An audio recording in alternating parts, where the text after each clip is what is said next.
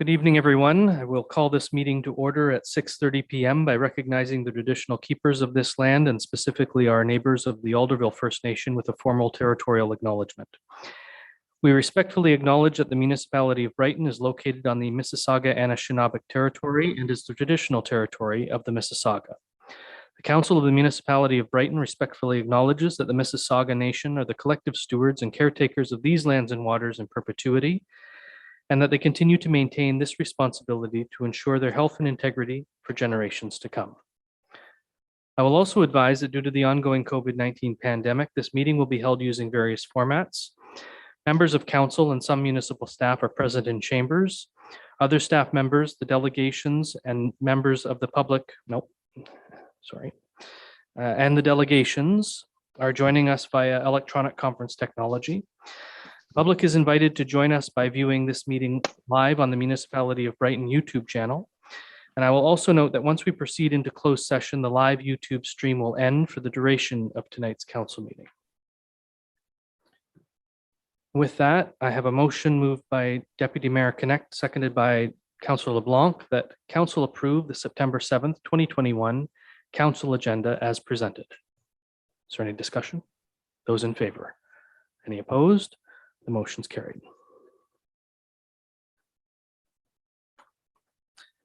And are there any declarations of pecuniary interest? And if so, please state the general nature thereof. There are none noted. Are there any announcements this evening? Councillor Bateman.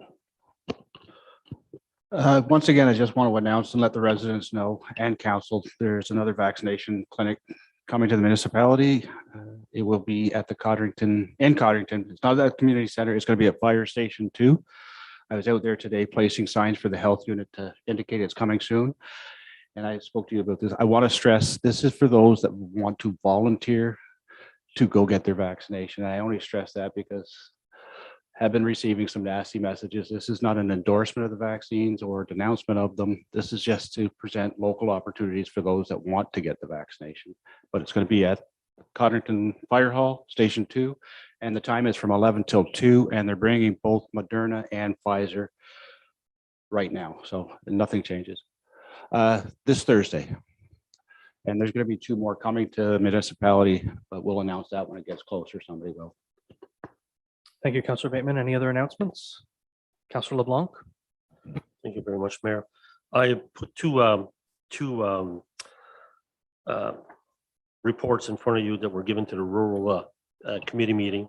And the reason I'm making an announcement, because as I've been going around in the rural, some people say nothing's being done. So what I did is I had 120 copies plus another 60, 120 plus another 60 of these. And I've been passing them out to the residents and the people saying that nothing's being done in the rural.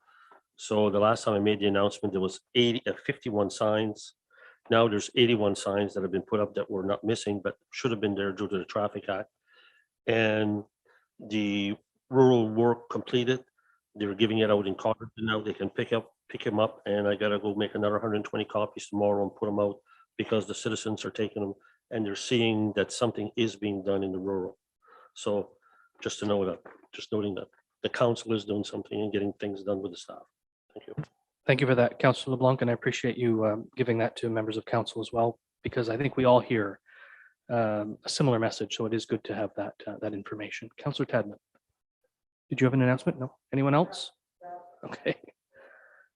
I'd like to announce that before this meeting, we opened a time capsule from 1982 when this portion of the municipal center was built.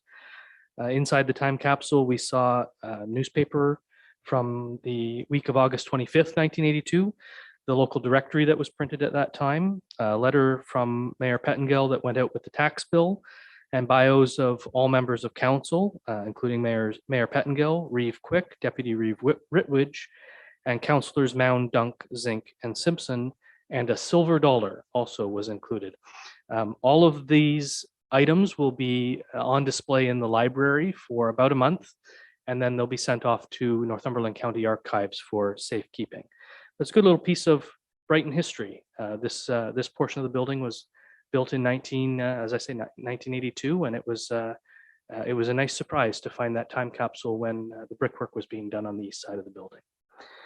Also like to announce that I had the pleasure of joining our friends at 8 Wing Trenton last Tuesday for the 90th anniversary of 8 Wing. It was opened on August 31st, 1931 as Air Station Trenton, and all of the mayors in the Quinte region were invited. It was a bittersweet moment, of course. It's nice to be invited to something like that, but it should have been a large event. It should have been a cocktail party or something with lots of people. And of course, there were only about 10 of us in the room, and the room was the National Air Force Museum. So there's a big room and very few people. Still a good event, and there is a commissioned piece by Doug Como that was done for the event, and each municipality was given a print. So I will be providing that to staff to have framed and put in a place of note in the municipal hall. And on Thursday last week, I joined the Good Grief Support Group who met at King Edward Park for a butterfly release. This was just to commemorate all those who are grieving during the pandemic, whether it's because of loss from someone with COVID-19 or any sort of loss people are feeling. It was quite an event. It was very moving, actually. So those are my announcements this evening. With that, we'll move on to the Go ahead, Councillor Bateman. I just wanted to mention quickly, and somebody else might want to speak to it, over the last couple of weeks, all the yard sales that were very successful and focus more on what the hospice had one. I think it was the Lions Club, but the one that the municipality, so whoever was involved in that, I think it was very well received from what I've heard, where people put stuff out to the curb. So I don't know if any of you guys picked up any treasures. I did, and I've got enough treasures in my garage that I'm trying to give away, but it seemed like it was really well received by the citizens. So regardless of the fact that we have enough treasures in our house, we still managed to collect more during that weekend. So isn't that wonderful? Anything else? Thank you for that, Councillor Bateman. So we'll move to the adoption of the minutes, and I have a motion moved by Councillor LeBlanc, seconded by Deputy Mayor Connect, that Council adopt the August 16th, 2021 Council meeting minutes as presented. Is there any discussion? Those in favor? Any opposed? The motion is carried.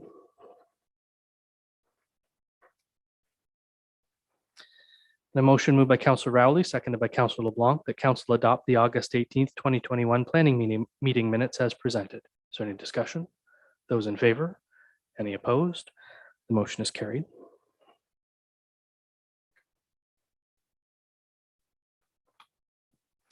We have no statutory public meeting this evening, so that takes us straight into delegations.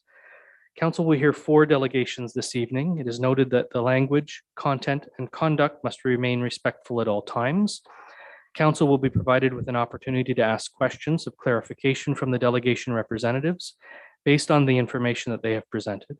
Council is reminded that this is not an opportunity to engage in debate with the delegate nor advance a public policy position. Delegates are reminded that Council does not make decisions during the delegation portion of the meeting. And with Council's permission, so there's 2 things we'll ask Council's permission on. First, that we have 4 delegations because our procedural bylaw does only permit for 3. But I don't think it would be appropriate to move one at this stage. And also that we hear the delegation from our auditor last. And that's just because we expect that that will go beyond the normal 10 minutes of a permitted delegation. And with that, we move into the first delegation from Colleen McCabe, Executive Director, and Bill Bernaerts, Unit Leader, Brighton Auxiliary Rescue Unit, to provide information and update on the operations. Is Colleen there? Or Bill?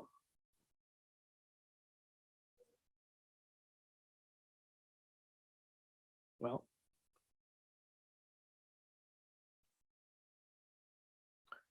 we're going to move on, and if they show up, we'll start again. Well, we won't start again, we'll just add them to the list. Next on the list is Sheryl Delorme, Founding Chair, Art on Main. Sheryl? I see Cheryl's name up there. Hello? Hello. Hi.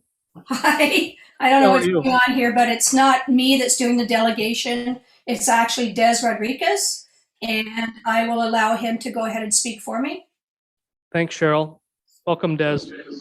Thank you. You can hear me okay? I can. Wonderful. Thank you, Mayor and Council for having us in this delegation. About a little over a month ago, I guess about a month and a half ago, just strolling into the dollar store in downtown and having noticed that the mural in Casey Lane was getting quite faded, and obviously being a local artist, I'm sure most of you have seen some of my work. I went in and had a discussion with Mohammed. I'm not quite sure his last name, but he is the owner of the dollar store, and he readily agreed and was very excited about myself, and obviously being involved with the Art on Main committee and being a member of that committee, that I involved them along with myself, and went through the process with Mohammed, showed him a quick, and I did a painting on paper. I don't know if you have a copy there. We originally were supposed to be do our delegation at the August 16th meeting. Unfortunately, I think we were over the quota, so we weren't squeezed in there. But a picture was presented at that time, and I don't know if you have that there or not. I do not. Oh, so I do have a painting here. I don't know if I hold it up to the screen, if you would be able to see it, but so we're talking a mural that's going to be 9 feet high, and we're going beyond where the original painting was done by ENSS. It's going to be 9 feet by 56. So with all due respect to council and the municipality of Brighton, we want to keep it neutral, along with being a very pleasing to the eye. So it's going to be a landscape scenery in which we will include a presqu'île, and we're also going to do a little a tribute as well to the residential school issue. So which will be just it's a picture of a little boy that's bending over and kind of painting a couple of feathers, and the tops of the feathers flourish into doves flying off of that. So a very beautiful painting.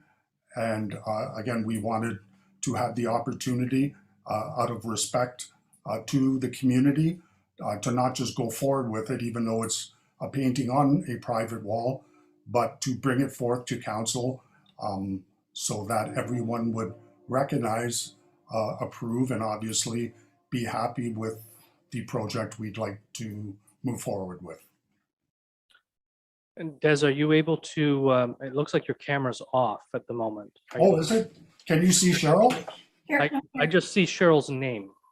Oh, so I don't know how to, oh, I see. I don't know how to, is Sheryl,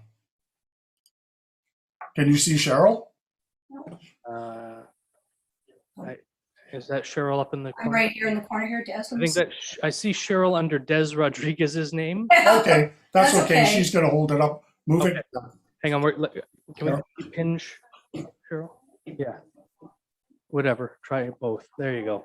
All right. Can you pull it back a little bit, Sheryl? There we go. There you go. Hold it still there, yeah. That's right. So you can see that presqu'île is off in the Right. far distance. So we, the intention is, and that painting is, kept fairly simplistic. It's going to be a little bit more detailed, probably with a little bit more foliage than that, but that's the basic gist of it. Super. Anything further?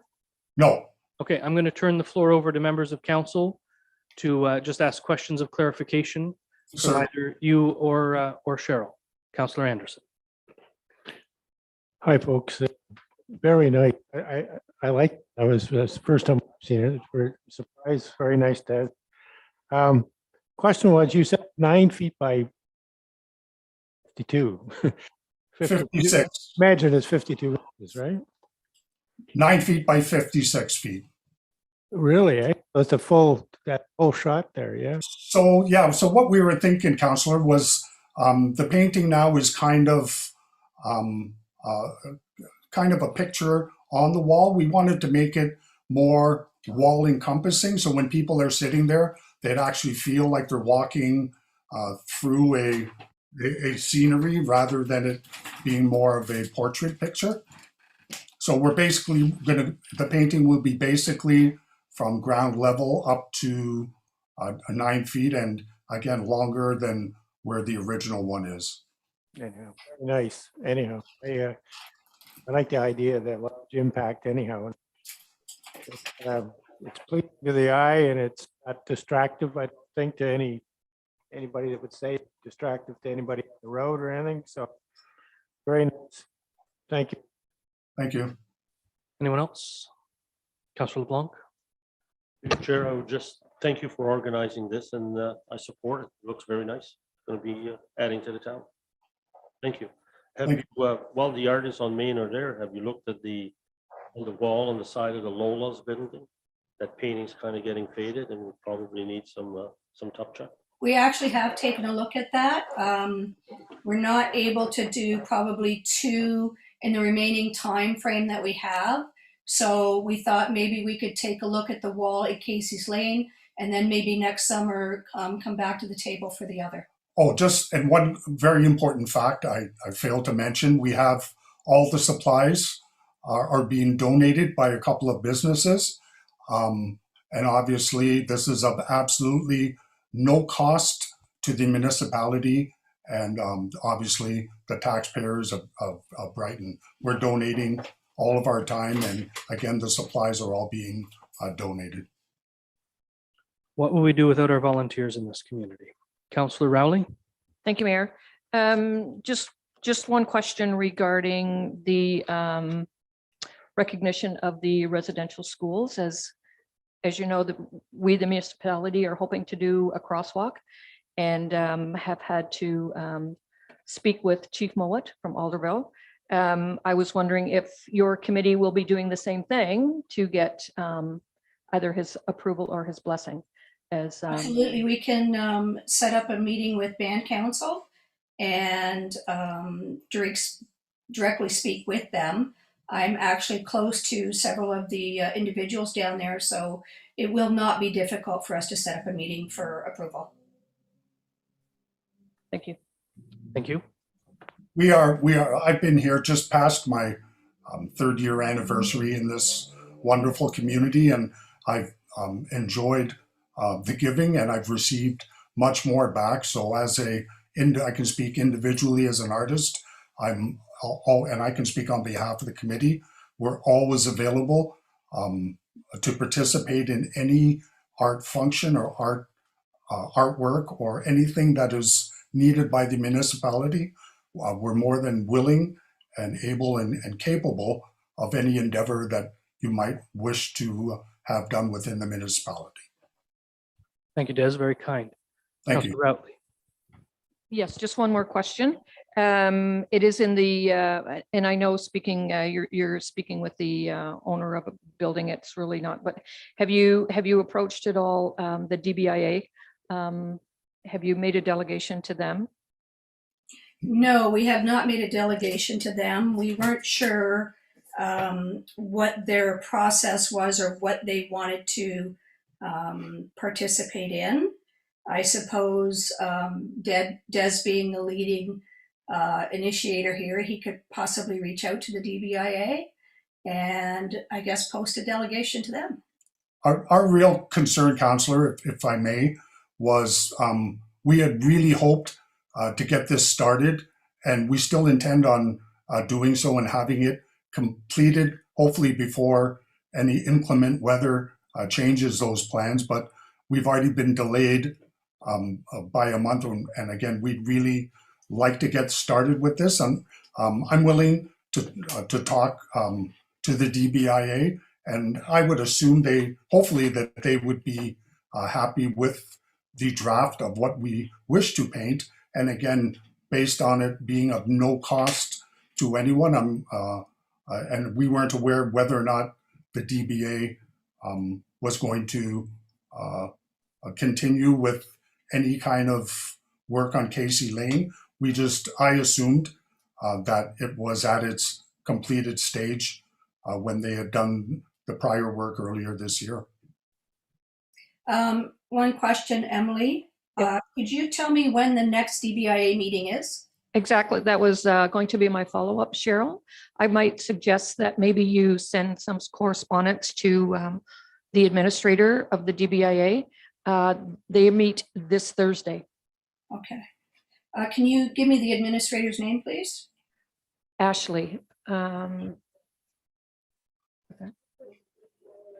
But if you email dbia@brighton.ca. Yeah. I know her name is Ashley. I don't have her last name in front of me, Sheryl. Okay. But she's the administrator. I will have Des do that as soon as we wrap this up. Thank you. Thank you. Thank you, appreciate it. Councillor LeBlanc. Through your chair. So for the DBIA, this would be just a courtesy. It wouldn't be an approval or disapproval. It would just be a courtesy. I would think so, just as it is to the municipality. They don't need our approval either, right? It's just a courtesy as well. So Absolutely. I don't know exactly what the rest of the plans with Casey's Lane is. I know that we've partnered with the municipality to get it to this stage. So I think the same thing. It might be just out of courtesy to just send some correspondence. Like I say, I don't know that you need permission, as you don't really need permission from the municipality either, if I'm correct. Well, really, they have the permission of the building owner. They're going to get the blessing of the local Indigenous community because it includes Indigenous themes in it. I think at that point, we say thank you for letting us know. We appreciate you coming to us.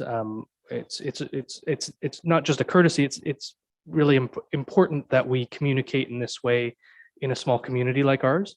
But I think to Councillor Rowley's point, the DBIA, it would be courteous as well for them to hear what's happening in their sphere of influence, if you will. We have no problem with that, Mayor. Thank you very much. And because I'm not going to be attending this week's meeting because I have other commitments, they won't get a report from me, Sheryl. So it would probably be better for something to come from here, from Okay. you or Des. Thank you. Thank you very much. Thank you. Anything further from members of council? Councillor Tadman. I like the whole approach, and I think we also should give special thanks to the owner of the dollar store for offering his building, and it certainly will improve Casey's Lane. As you know, I've been whining about that for a long time. And a fine wine it is, Councillor Tadman. You're welcome. Thank you all very much. With that, I have a motion moved by Councillor Bateman, seconded by Councillor Anderson, that council receive the delegation from Sheryl Delorme, founding chair, Art on Main Committee. We should add also Des Rodrigues in there. Thank you.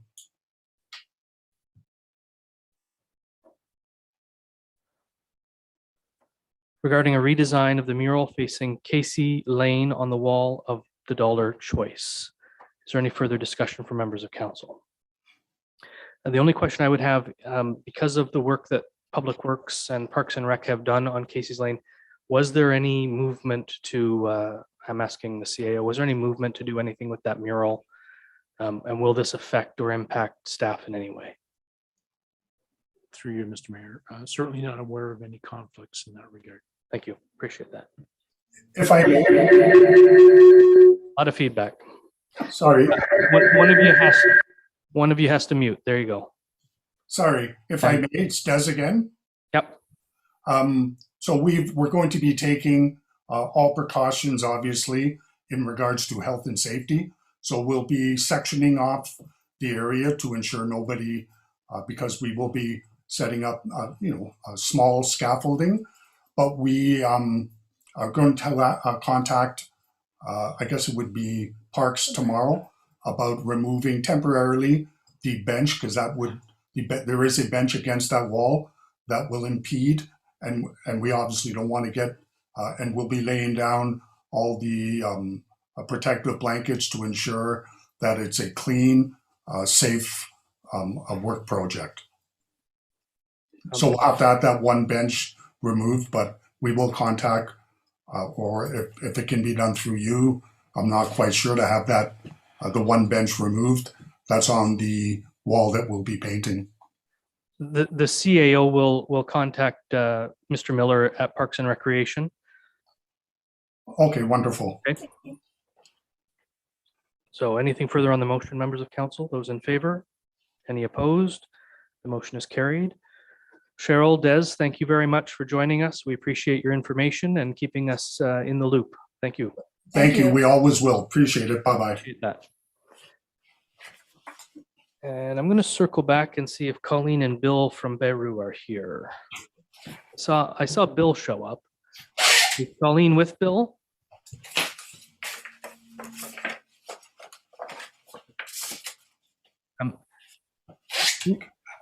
There we go. There you go. I'm just going to get you. Oh, there you are. Look at you. Good evening. Welcome. Thank you.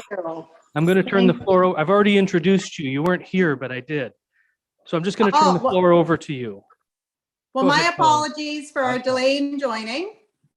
Technology, eh?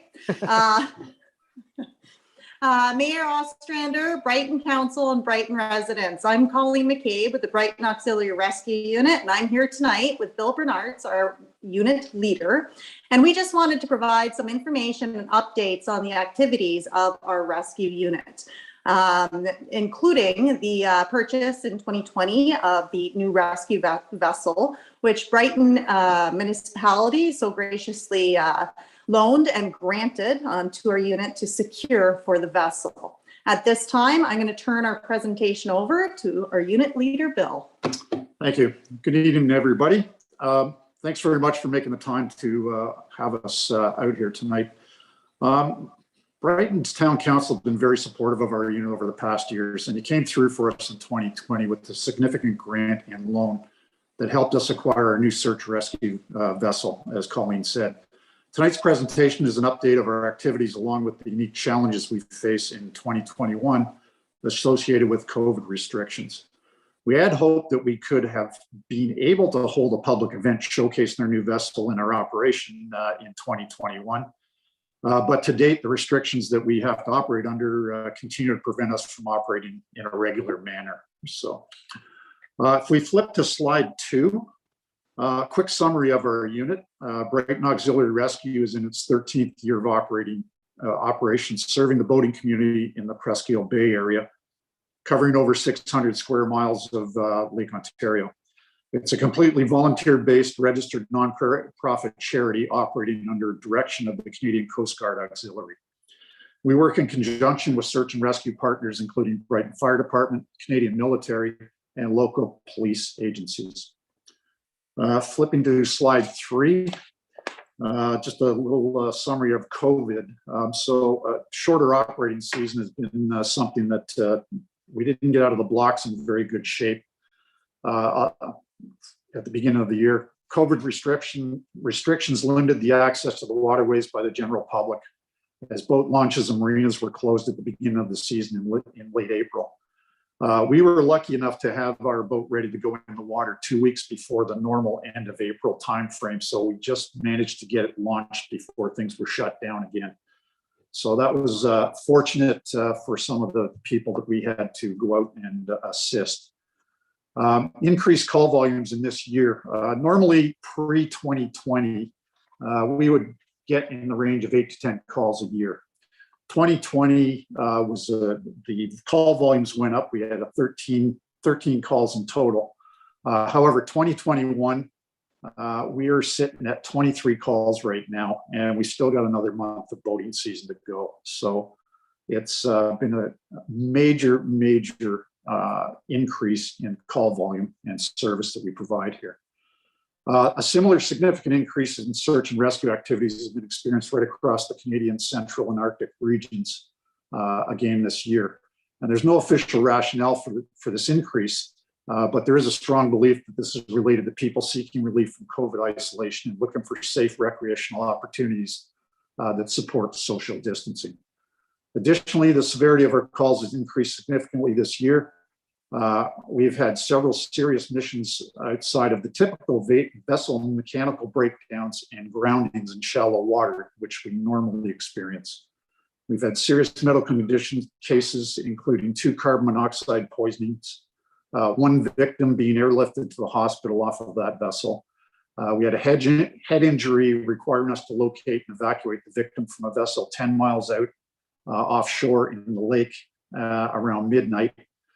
And we had a person in the water as a result of a vessel capsizing in the bay in April in very cold water. And we also were called upon to locate a missing person on Bald Head Beach late at night. Fortunately for all those cases, they had favorable outcomes due to Brighton Auxiliary Rescue Unit's involvement, along with some of the other agencies that were also called. Improved response time to dock. One of the few benefits of COVID restrictions to our unit has been an improvement in our ability to get down to the boat and get out on the water as soon as possible. We have many members that have been isolated at home or have been working from home, and when calls come in, they are quick to drop what they're doing and get down to the boat. So our reaction time, although not really impressive compared to the fire department, we're sitting at about 15 minutes from the time the alarm goes off to the time we throw the ropes off and we're out on the lake. We were normally over 20 minutes in previous years, so that's a fair step of an improvement for us. On our training program, the CCAGA COVID restrictions have prevented us from conducting any training until mid-June, which is 6 weeks behind our normal training schedule. We normally conduct weekly training for both new and existing members to ensure we are ready to respond to emergencies as they occur. Added to the fact that we had a new vessel with which we had limited experience in operating, our missions took on a new level of challenge in terms of maintaining safety for our crew. We were also fortunate to have timed our classroom first aid training in between lockdowns in mid-March, resulting in 7 of our members getting their recertifications for first aid. Crew sizes have been limited to 5 people on the boat at any one time, and we've had to set up crews that are dedicated, so it's the same 5 people in these training sessions to try and mitigate risk for COVID, along with the other restrictions we have. PPE and health and safety protocols, we're literally layering on PPE requirements while aboard the vessel, adding another level of complexity to the job that relies heavily on visibility. It's certainly brought a new level of appreciation for all those frontline workers who've had to endure these requirements on a daily basis over the past year and a half. On the financial component, training funds have been limited this year from the CCGA. They have focused their attention on getting new members up to speed on the requirements to get their certifications. And there were some delays for a lot of groups last year because of COVID restrictions. Although our group, we were pretty much on board and on track because we paid a lot of attention to it and tried to fit it in wherever we could. The other financial component to us, one of our major fundraisers, is the Donate a Boat program. We haven't had too many donated to us as demand and values were both up for boats, meaning potential donors are selling their boats themselves to take advantage of the hot market. We've had limited opportunities for fundraising. Our fundraising opportunities in 2021 are very limited compared to previous years, as many funders have pivoted or changed their granting to support people directly affected by COVID, and are seeking opportunities to support organizations that provide COVID relief, food, and housing support. For on slide 4, what's new with our unit? We have a recently certified trainer. He's trained or certified by Transport Canada to administer the training program on behalf of the CCGA. Terry Cox has been working for 3 years to meet the requirements of this, and he graduated last year. And he certainly has been a driving force in keeping our members trained and adding to our safety. We have a new website, brightmarinerescue.ca. This augments our existing Facebook page and enables us to publicize the work we do, solicit donations, and canvass for volunteers.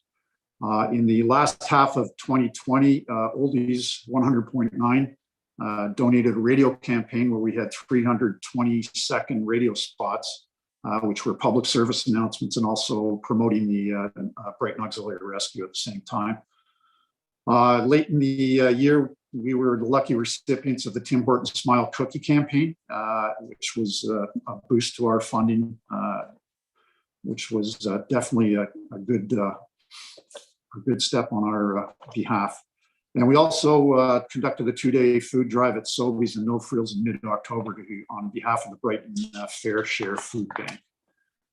On slide 5, there's a picture of our new vessel. So for those of you that don't know what it is, it's a 2012 Metalcraft Firestorm 30, purpose-built for search and rescue work. And it's perfect for what we do. We acquired it and placed it in service in August of 2020. It has a top speed of 40 knots, which is almost twice as fast as our previous vessel. It can access locations in as shallow water as 2 feet.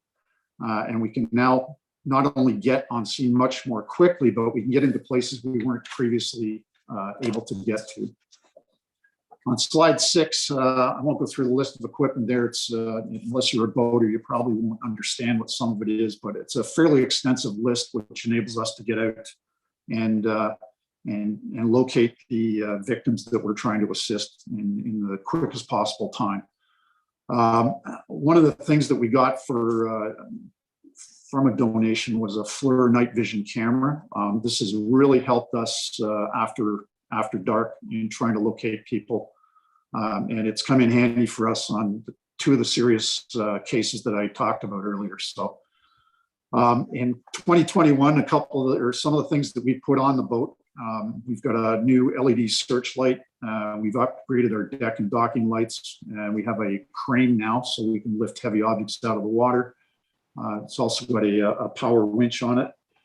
And one of the big problems that we have had with this boat is weed injection into the cooling system on the boat. So we had to install what's called a macerator strainer. And basically what it does is any weeds that get sucked into the intake get chopped up and spit out as a sort of a smoothie, I guess is the best way to put it.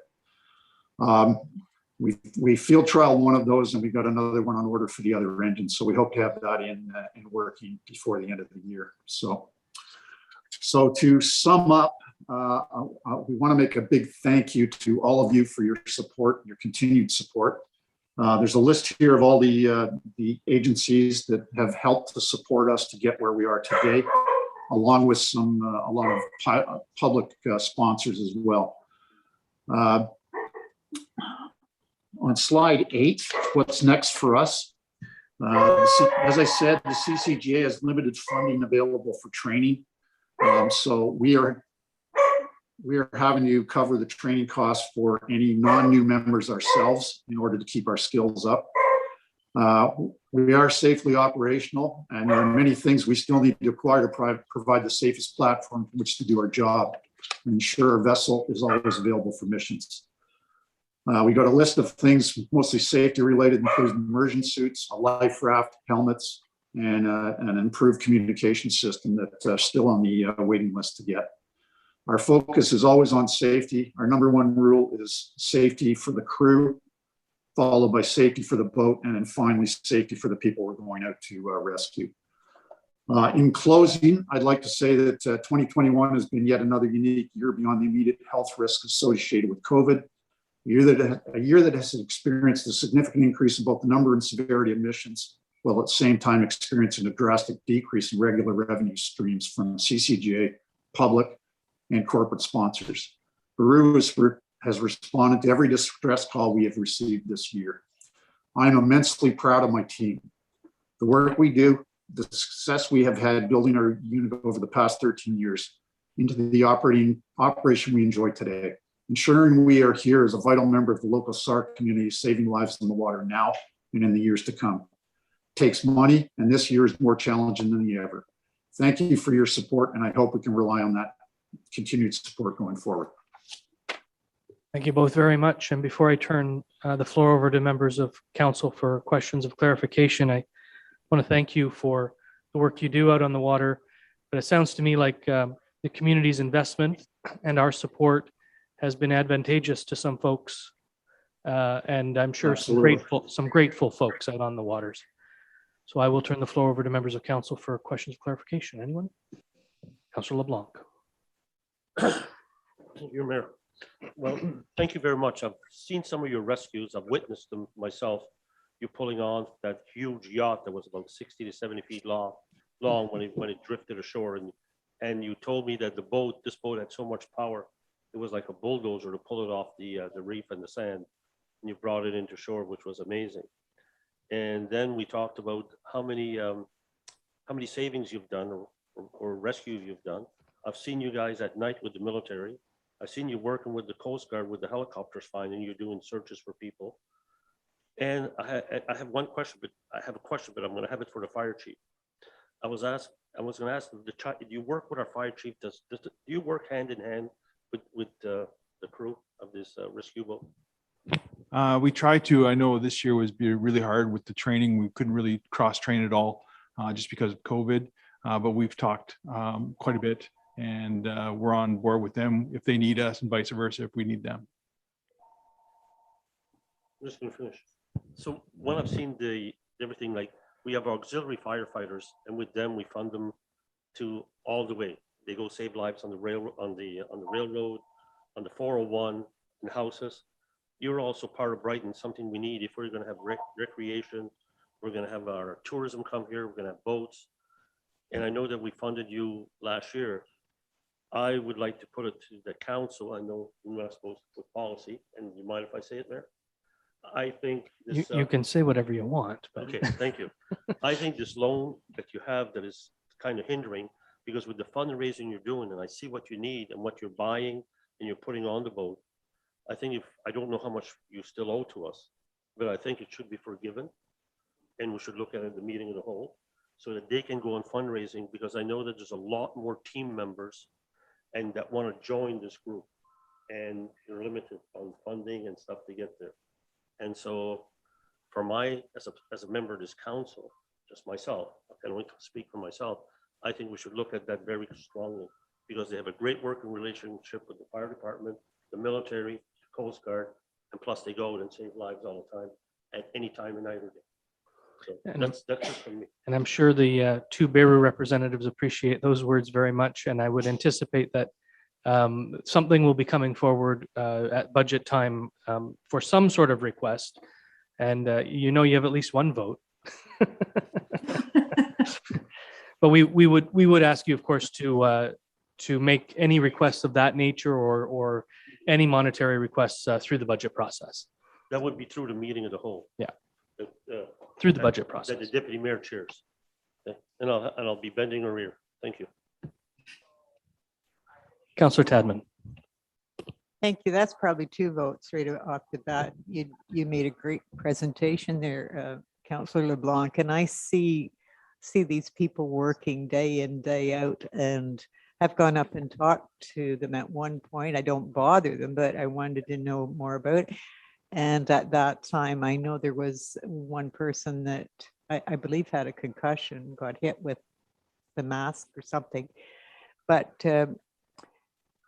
if you're out in a boat in distress, who else do you call? And so I think it's so important that people know, and especially this last couple of years, because people are buying boats and they don't have a clue.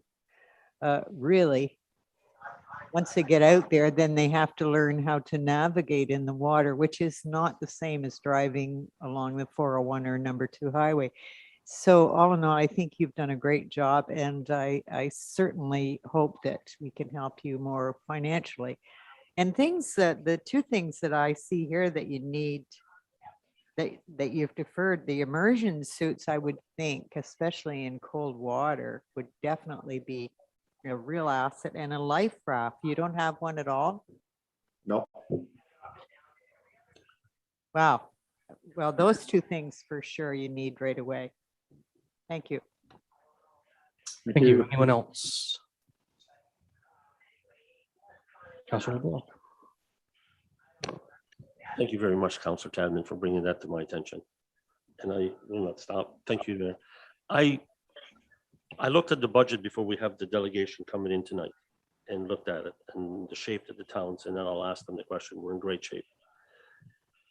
And I think they put it in on it, and I know I'm not allowed to put a motion, so I won't break the rules. I won't break the rules. but we should strongly look and ask the CAO to basically approach them and to see with the fire chief and see what it is to buy them emergency suits and the life raft, because they should have that in that boat if they're going for saving lives. They should at least have that.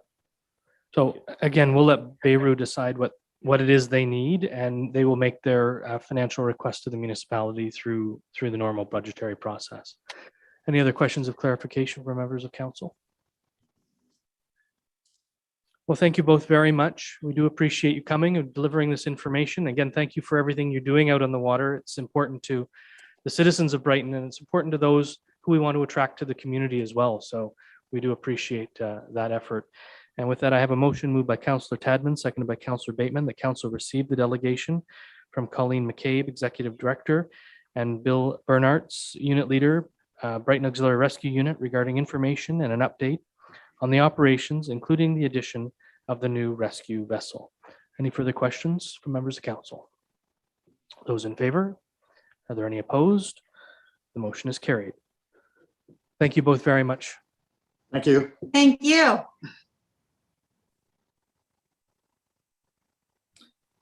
Our next delegation is Owen Gibb, Brighton Lions Club, and Al Simpson, Brighton Kin Club, request to hold a pancake breakfast and barbecue on Saturday, September 25th.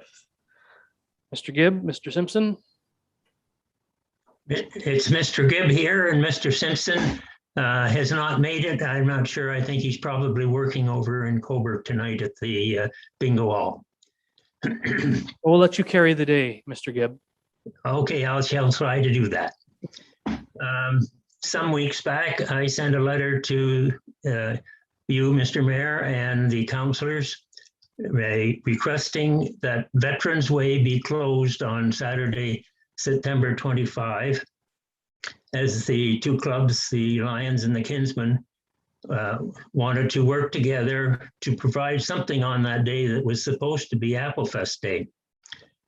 And as a result of that, Deputy Mayor Laura contacted me, and I have now been at 3 Applefest meetings. They're still calling them Applefest. And in the course of that, we found out that since the committee was planning to put on some entertainment on the stage in Memorial Park, that we couldn't work on Veterans Way because both are owned by the municipality. And so this 100 limit applied to the whole area. So we are now looking at getting permission from CIBC for the two clubs to set up our area for a pancake breakfast and a barbecue following on that day. And since it is not owned by the municipality, we should be able to do that. We don't have total permission yet, but we are proceeding on the assumption that that will be coming through. Now, what we're proposing is that from 9 till 11 in the morning, we would have the pancake breakfast. And at that time, then the barbecue would begin, and it would run through to early afternoon, maybe as late as 2 o'clock, depending on the attendance that we get. The other thing that the two clubs have decided is that this is now being called, I understand, Celebrating Brighton. And we thought, well, Celebrating Brighton, we're going to celebrate by not charging for the food. This is going to be a service of the two clubs. So the pancakes and the hot dogs are going to be free. But what we are going to do is put out a collection jar, a donation jar, and hope that people will give us some money. After all, we are service clubs, and we depend on people to support us in terms of money. And so that's kind of where we're at right now. We've got some regulations according to the COVID regulations that we're going to have to follow. And I think we're fairly clear on what that is going to be as a result of the meetings that we had.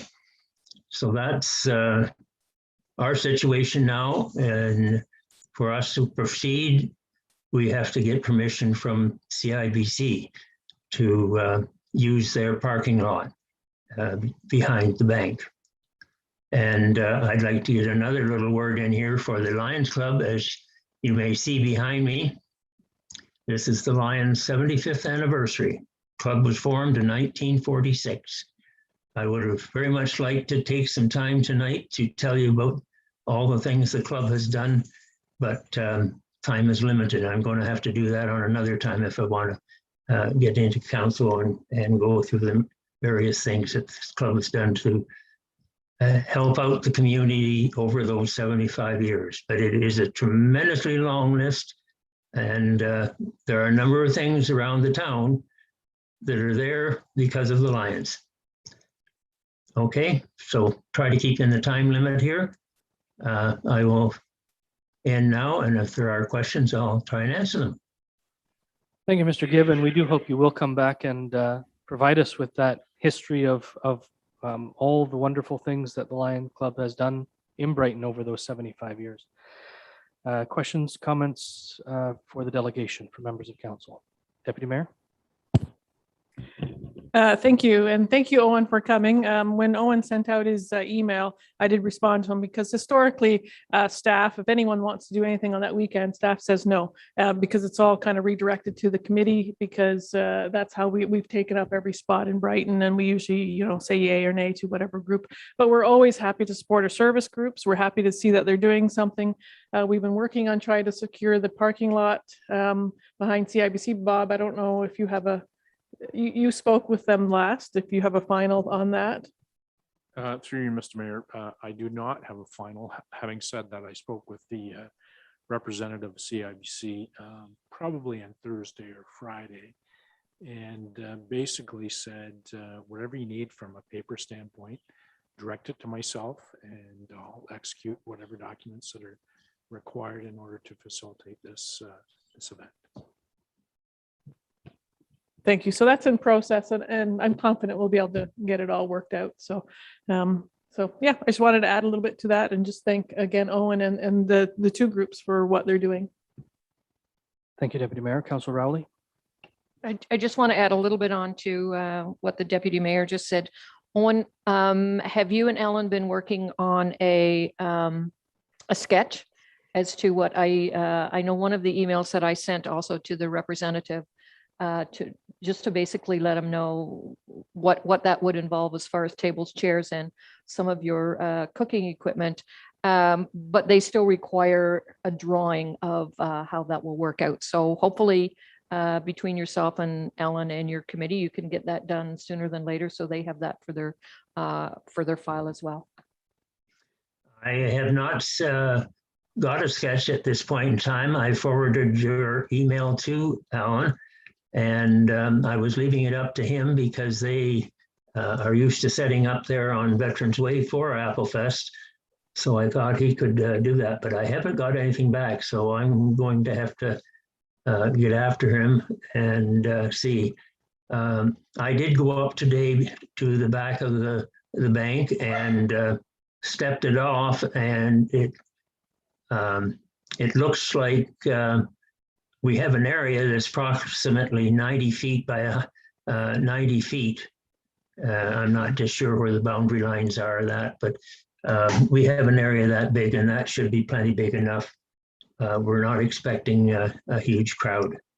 So it's just a case of locating the grill and the barbecue, which I would expect will be at the further side on the parking lot from the bank, north of the bank at the north edge of their property. And the tables would be set up in the rest of the area. And as mentioned at the meetings, we should probably have an entrance and an exit from that area and some sort of a fencing around. I think the fire chief said that pylons and tape should be sufficient. Thank you for that. Thank you. Anything else from members of council? Councillor Tadman. Thank you. I know you're not giving us the history on, but I kind of think that you are probably one of the longest serving Lions. When you first moved to Brighton, is that when you joined the Lions? I moved to Brighton in 1961. I joined the Lions Club in October 1962. So I am awfully close to 59 years. In terms of the current members, I am the longest serving one. I'm not sure I'm quite the oldest, but I am awfully close. And I've enjoyed all those years. We've done some wonderful things here in town. And I've had the joy of working with a number of Lions, and particularly Bob Bird. So as I say, I don't want to go over time here too much, but you're running late now already. But that's basically what has happened. Thank you, Owen. Yeah, and just to follow up on, thank you very much, Owen. I certainly thought that you had served even in the 60s, and kudos to you for all these years of all the good work that you've done, because I remember an awful lot of what the Lions have done. I'd like to mention just one little thing here. When I started looking up the club history, and this was well kept by Ed Bowes and his wife Doris for quite a number of years. And anyway, one of the things I learned that happened before I joined the club was that the funeral home had provided ambulance service, and they decided they weren't going to do it anymore. The town council could not get anybody to come in and take over that service. The Lions Club contacted the federal government and got an ambulance off the closed airfield at Clinton, Ontario, and they went up to get it. And they got there, the battery was dead, and it took them a while to get a battery that they could get it started and bring it back to Brighton. And the Lions operated that until the mid-60s, the time when the provincial government took over this service. So the Lions Club had that ambulance in town for that period of time. I found that very interesting. I wasn't involved with it, but that happened before my time, but it was going when I first came to Brighton and joined the club. The ambulance was still part of the Lions project. Good information. Thank you for that. Anything further from members of council? The motion before me is moved by Councillor Anderson and seconded by Councillor Bateman. The council received a delegation from Owen Gibb, Brighton Lions Club, requesting to hold a joint pancake breakfast and barbecue on Saturday, September 25th. And I think we should end it there, rather than continuing on to talk about Veterans Way, et cetera, or limiting their times.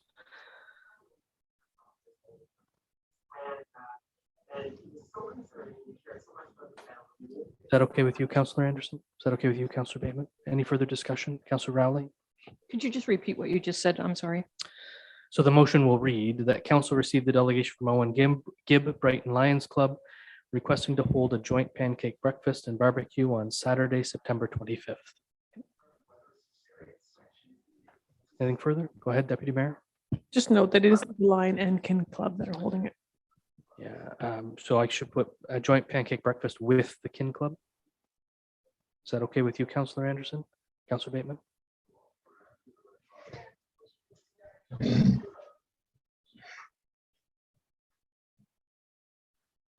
Anything further from members of council? Those in favor? Any opposed? The motion is carried.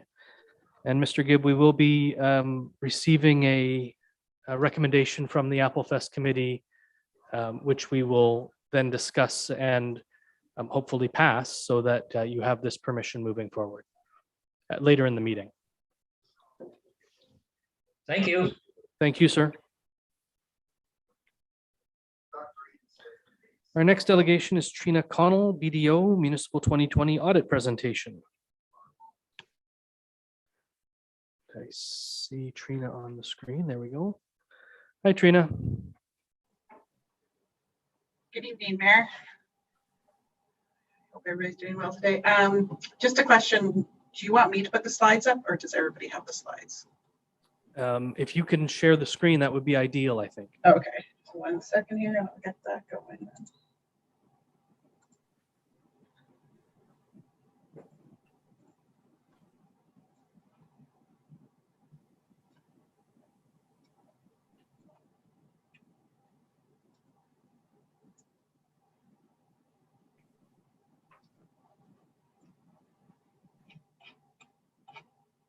Okay, can everybody see that now?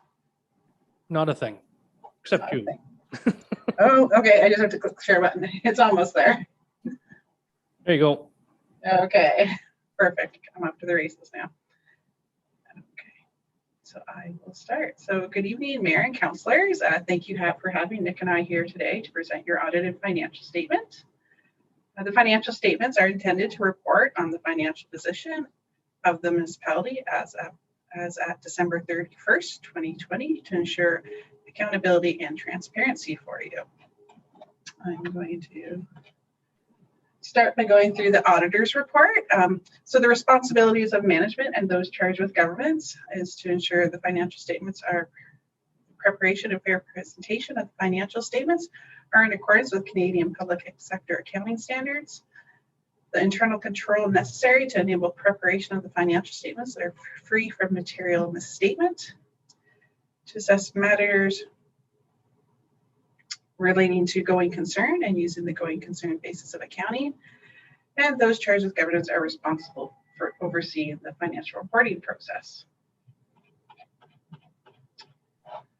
As auditors, our responsibility is to obtain reasonable assurance that whether the financial statements as a whole are free from material misstatement, whether due to fraud or error, to issue an auditor's report that includes our opinion, to conduct the audit under Canadian General Accepted Audit Standards, to identify and assess the risks of material misstatement, to design and perform audit procedures responsive to those risks, to obtain audit evidence that is sufficient and appropriate to provide a basis for our opinion, to evaluate the appropriateness of the accounting policies, to evaluate the reasonableness of management's accounting estimates, and to evaluate the overall presentation structure and content of financial statements and disclosures. So our audit opinion is a clean audit opinion. The consolidated financial statements present fairly in all material respects of the financial position of the corporation of the municipality of Brighton. Now I'm going to move down into the actual financial statements. We'll do a high level of the statement of financial position and the statement of operations for you. So the financial assets as of December 31st were $18,194,000. Financial assets are those assets that could provide resources to discharge the existing liabilities or the finance future operations. So your assets consist of cash, tax receivables, accounts receivables, inventory for resale, and assets held for sale. Your total assets increased 3.7 million or 26% from the 2019 figures.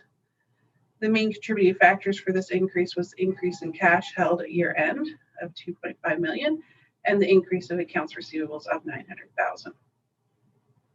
The cash increased by 2.5 million, which is noted on the statement of cash flows, is the result of 6.5 million generated in operations, net of 3.4 million in capital asset acquisitions, and the 580,000 in debt repayments. Taxes receivables did increase this year by approximately $292,000, This is mainly a result of slower tax payments being made to the municipality primarily as a result of COVID on your taxpayers.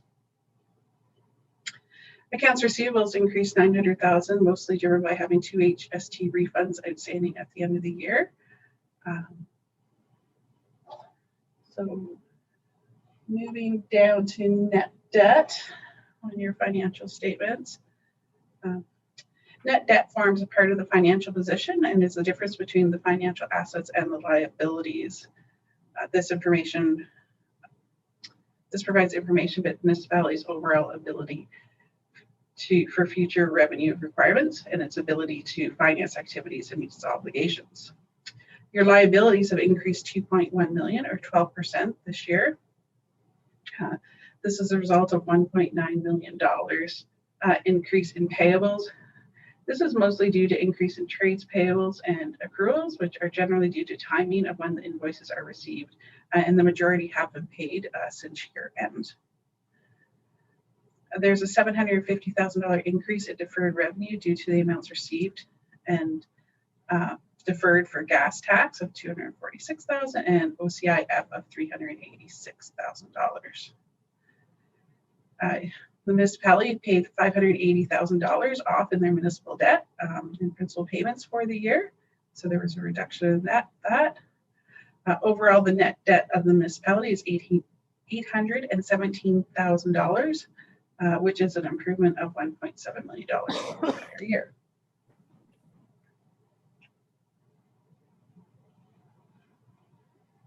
The last section of the statement of financial position is your non-financial assets. And the non-financial assets are assets that are used to deliver the services. They include your tangible capital assets and inventories of supplies. And capital outlays in 2020 amounted to $3.4 million. The main capital outlays in the year were for the renovation of the Brighton Health Services Centre, new excavator for public works, and there was a completion and new construction in progress for various roads projects throughout the municipality in the year.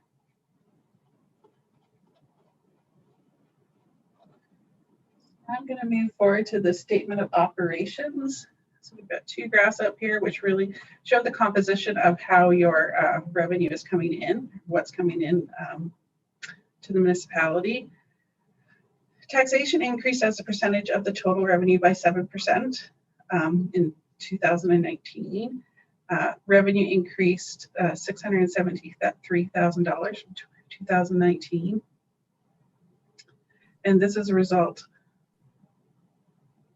of a significant decrease in contributed assets in the year. The user charges increased 28% of total revenue. The increase in revenue from the prior year is mostly due to water charges from people throughout the year as increased usage and increased rates occurred during COVID. For grants, percentage of revenues remained consistent at 10%. Actual revenue decreased from 2019 as 2019 included a modernization grant of $633,000. So this was partially offset this year by a COVID emergency funding of $311,000 that was in grants. Contributed surface, there was a decrease of 7% to 0.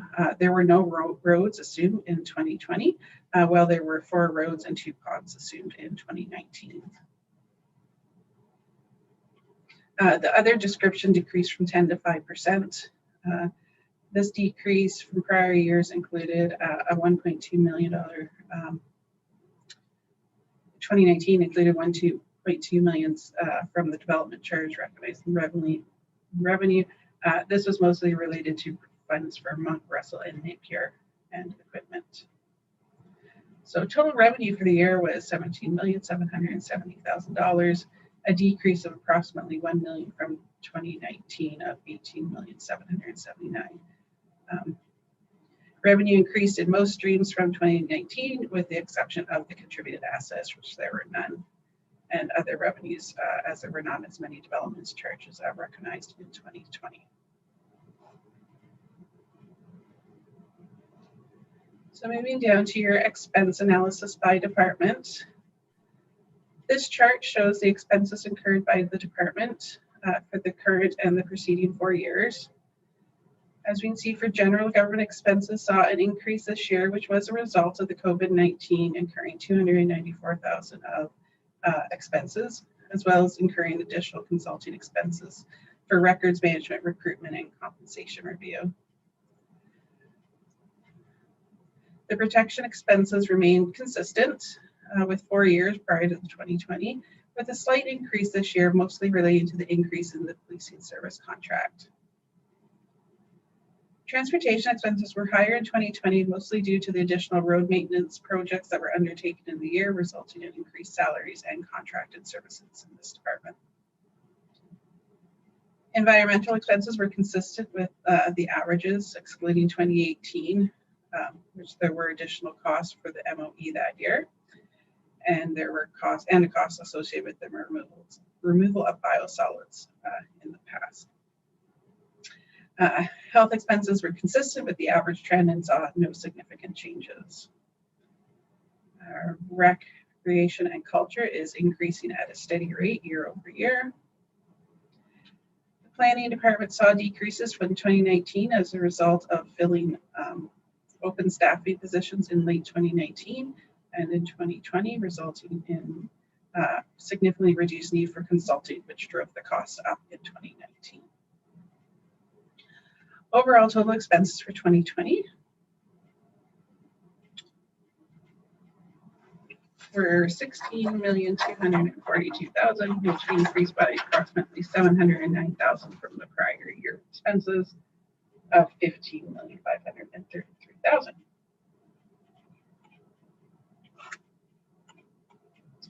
So a few key KPIs we do show you. So this chart shows the overall revenue expenditures as well as the annual surplus for the current year and the preceding 4 years. Overall revenue is showing a steady decrease from 2018. However, the decline is due to the unusually high number of road assumptions in 2018 and 2019, which do not always occur on an annual basis. Excluding road assumptions, 2020 had higher revenues than both 2018 and 2019 when we normalize that income. Expenses overall have continued to grow steadily. Annual surplus has fluctuated between 1.5 million and 3.8 million since 2016.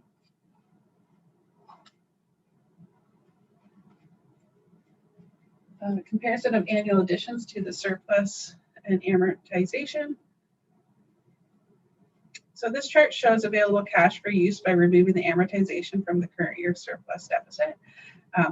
This is compared to the purchase of the TCAs in the current year, and the difference represents a cash surplus or shortfall. It should be noted that in the past 4 years, the surplus less the amortization has been sufficient to fund TCA additions.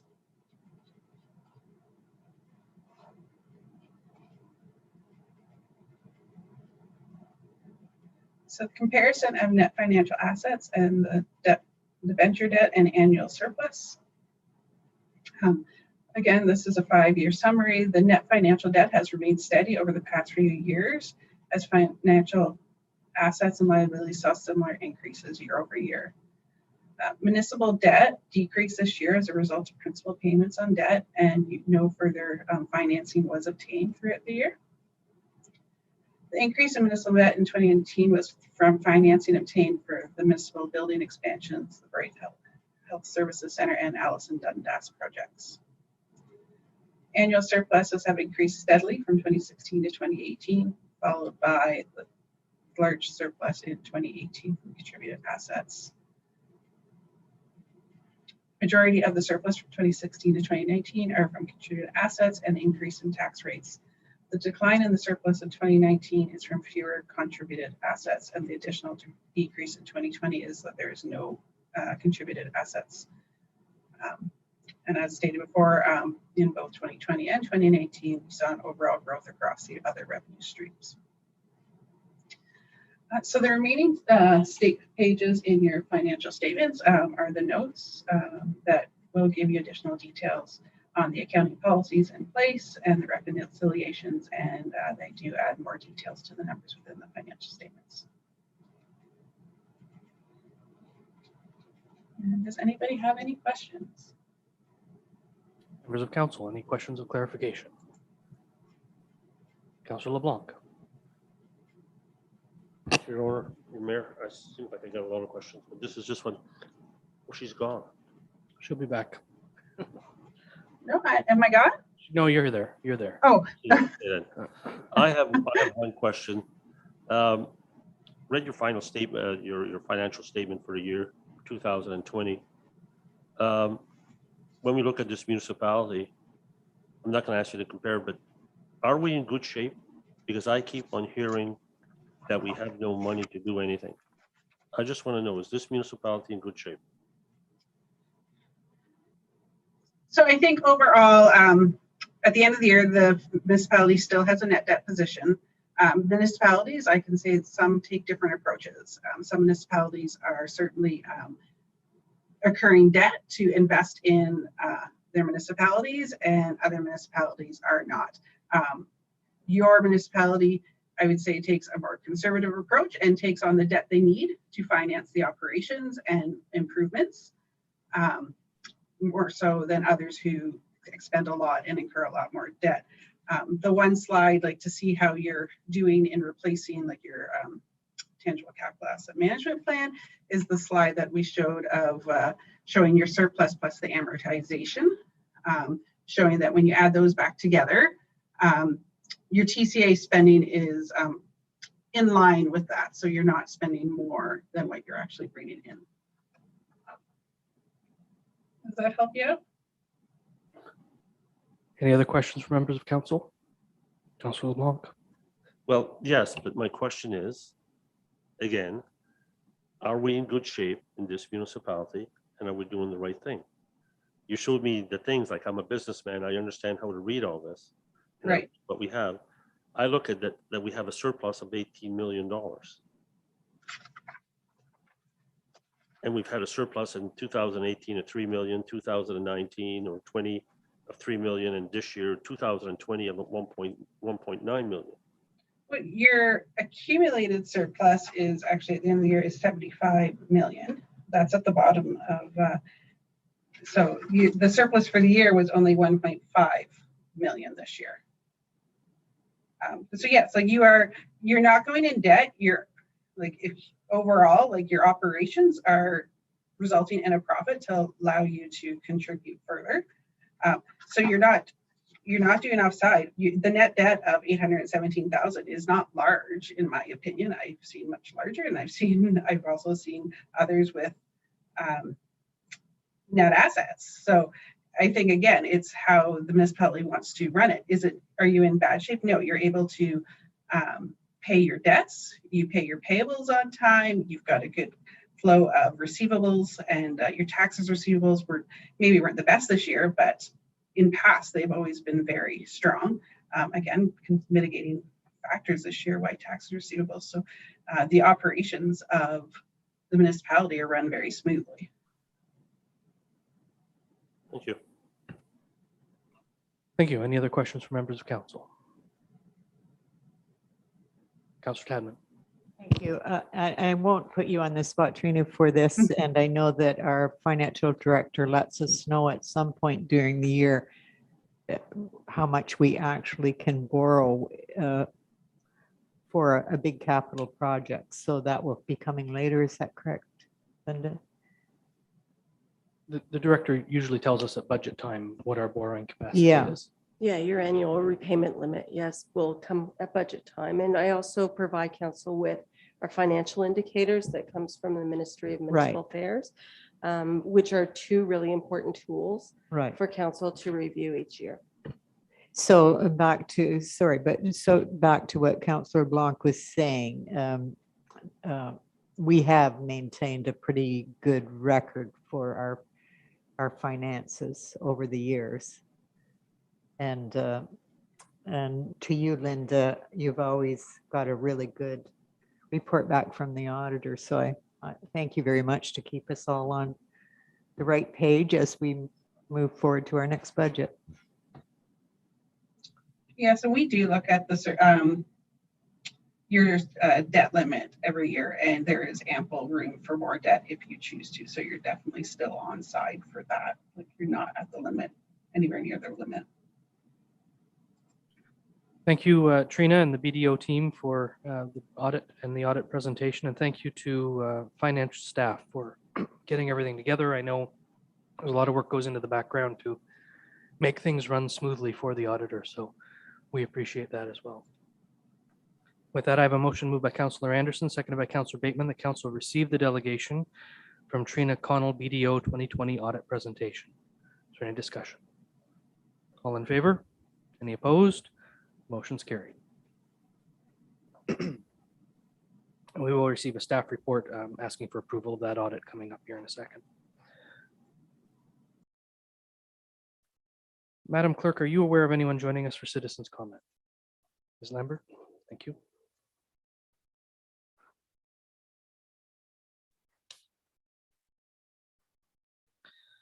It takes us into staff reports. First report is with regard to the 2021 Development Charges Index report. Ms. Whitfield, we read your report. Do you have anything to add or highlight? No, I do not. Thank you. I have a motion moved by Councillor Tadman, seconded by Councillor Bateman. The council authorizes staff to increase the previously indexed Schedule C to Bylaw 089-2019 by 7.65% in accordance with the Statistics Canada Quarterly Non-Residential Building Construction Price Statistics, Table 18-10-0135-01 second quarter. Is there any discussion? Councillor Bateman? I'm not sure who to direct it to. Thank you, Mayor. It's the 7.65%. Is that the maximum minimum that you're allowed to increase under this? Ms. Whitfield? The Development Charges Act, as well as our bylaw, provides us the opportunity to look at the second quarter of that Statistics Canada table. And that is the only table that we can use to index the development charges. So it doesn't really look at maximum or minimum. It looks at what that average, what that percentage is for the year. Go ahead. I was only asking because I thought, I don't know how far back we were going to be reviewing the whole development charge thing. I'm not sure where that is in the process. That's where I was going with that. Director Whitfield? We are getting close to getting that that come back to council, and it will change all of this at that time. We just didn't want to miss the opportunity of indexing because we have that in our bylaw at this point. Anything further from members of council? Councillor LeBlanc. Through you, Chair. I'm probably not the only councillor that hears it, but when we look at urban services, water and wastewater, and we looked at the audited that went up by 600,000, we collect 4.8 million on service charges. That's what it showed on her thing. And in the development charges, well, these are totally, I got it. But in these development charges, when I look at them, I don't see anything for wastewater. That's wastewater, stormwater management, or stormwater management ponds that comes in the development charge that we are getting now for oil water separators, stormwater management ponds. And all I see is wastewater and water. Is there anything in there for stormwater management pond? My second question is. Director Whitfield, I'll let you answer that question first. So what we collect development charges on is the projects that are identified by staff and reviewed by developers and council and the public. We give a lot of opportunity for that during the study. So it starts with staff identifying projects. So if there's storm grid separators that are identified, then and that is determined to be in part growth related, then that could be added to the development charges study, as well as anything else that's growth related. I did not really review the tables today for public works, but if there were stormwater dollars allocated to development charges, then it would be in that table for public works, for transportation, because our stormwater isn't separated from the tax base, much like our water and wastewater, they're separate. So short answer is if it was identified, it would be in the DC study And if we don't have any growth related projects in stormwater identified, then it wouldn't be in the DC study. And if it is, it will be collected under roads and related. Thank you. Councillor LeBlanc. So, thank you, through you, Chair. So when I looked at the DC study, it doesn't come back to count. We did it in 2018, around there, which was our first term of council. We started knowing about the stormwater management problems afterwards. It doesn't come back till 2025. So what you're saying is before we can address the grit separators, the stormwater management ponds in the DC charges, we got to wait till 2025. We are looking at a reiteration right now or a new, a partial study at this moment. So I could discuss with Mr. Parkinson if there are any growth related projects in our stormwater system that should come forward in those discussions, because we haven't brought that to council, we haven't brought that to the public, we haven't brought that to the development community. A full-blown DC study will not take place till 2024. 24. Yeah, it's every 5 years, or within every 5 years. So we have to make sure that if there's something right now that's coming up, when we have the opportunity, since we're opening up the study, that we capture all of those projects. So if there's something, I'll discuss it with Mr. Parkinson tomorrow, and we'll see if there's something that's coming up that could be growth related, and then we will discuss that with our consultant. Thank you. Go ahead. Through you, Chair. So I looked at some of the other DC charges in other municipalities and large cities and stuff. And in theirs, they have one in for trails and bike trails and development of those trails and the development charge. And it's usually under Parks and Rec. And you pointed that out to me this morning, that it's basically $250,000 within that 5 years that we would collect towards those trails. And to do that to Parks and Rec. But I don't know if it should be a separate line item, or is it just bulk him as a general? Director Whitfield. I don't think it's necessary to be a separate line item. It's part of the Parks and Recreation Department. The trails are developed through that department, and each item that's collected within our development charges study is treated separately anyway. So we have a bulk amount for trails development in a 10-year period. I believe the amount we looked at was $250,000 total.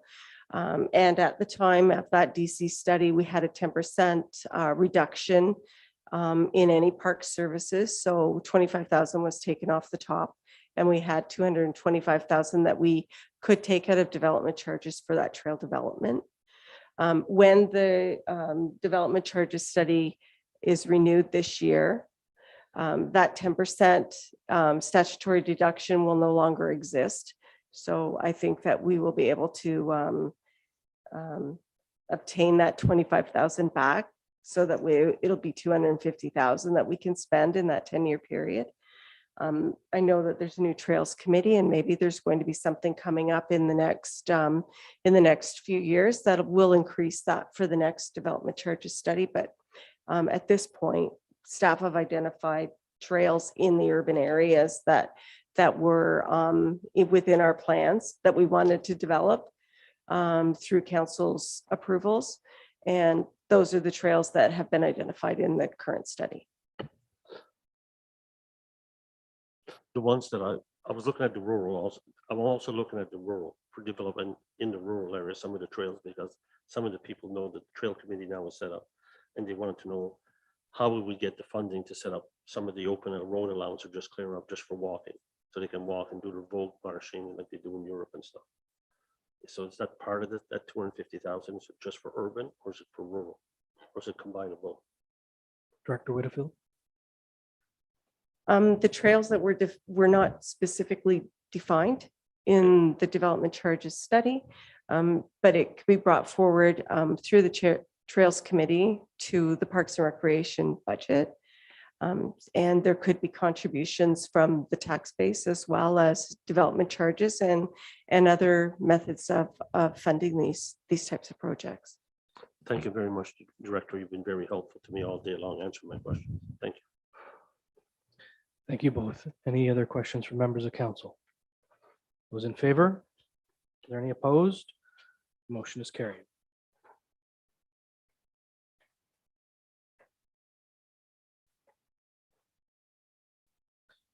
Next report is the 2020 financial statement approval report. Ms. Whitfield, we read this report. Do you have anything to add or highlight? Just one highlight, and that is that in 2020, we had a cash surplus of $634,841, and that was transferred at the beginning of 2021 to the contingency reserve per policy. And that's all I had to highlight. Thanks. Thank you. I have a motion moved by Councillor Rowley, seconded by Councillor LeBlanc. The council approves the 2020 audited financial statements as presented by BDO Chartered Accountants and authorizes the mayor and deputy mayor to sign the consolidated statement of financial position on behalf of council for the consolidated financial statement and for the trust statement. Is there any discussion? Councillor Rowley. Thank you, Mayor. Linda, you spoke a few minutes ago regarding the financial indicator report that we receive from Municipal Affairs and Housing. I know from previous years that also highlights risks or non-risks. I'm assuming you don't have that report yet, but when you get it, will you be sharing that with council? Absolutely. Thank you. Thank you. Anyone else? Those in favor? Are there any opposed? That motion's carried.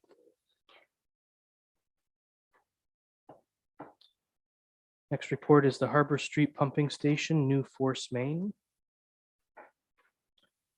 Is Mr. Linton with us? Is Mr. Poole with us?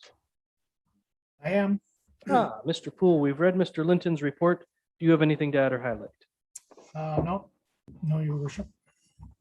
I have a motion moved by Councillor LeBlanc, seconded by Deputy Mayor Connect. The council award the Harbor Street Pumping Station new force main contract PW 2021-20 to De Kaiser Excavating Limited in the amount of $675,202.01, including 15% contingencies, as well as expense portion of the HST. Is there any discussion? Those in favor? Are there any opposed? Ask your question. Ask your question. The budget we had approved for this is 3 million. And we're only spending 675,000 and change. Does that mean that there's other improvements that need to be done to that Yeah. pump station, Scott? So this is just for the force main, not for the pumping station. Okay, so there's There's other there's improvements. another portion of this project that has yet to be tendered, or has yet to be, we haven't accepted the tender on. Tender is still out, correct? Okay, thank you. I got it. Thank you. Any other questions from members of council? So let's call that vote again. All those in favor? Any opposed? That motion is carried. Thank you. Next report is the pop-ups proposal report.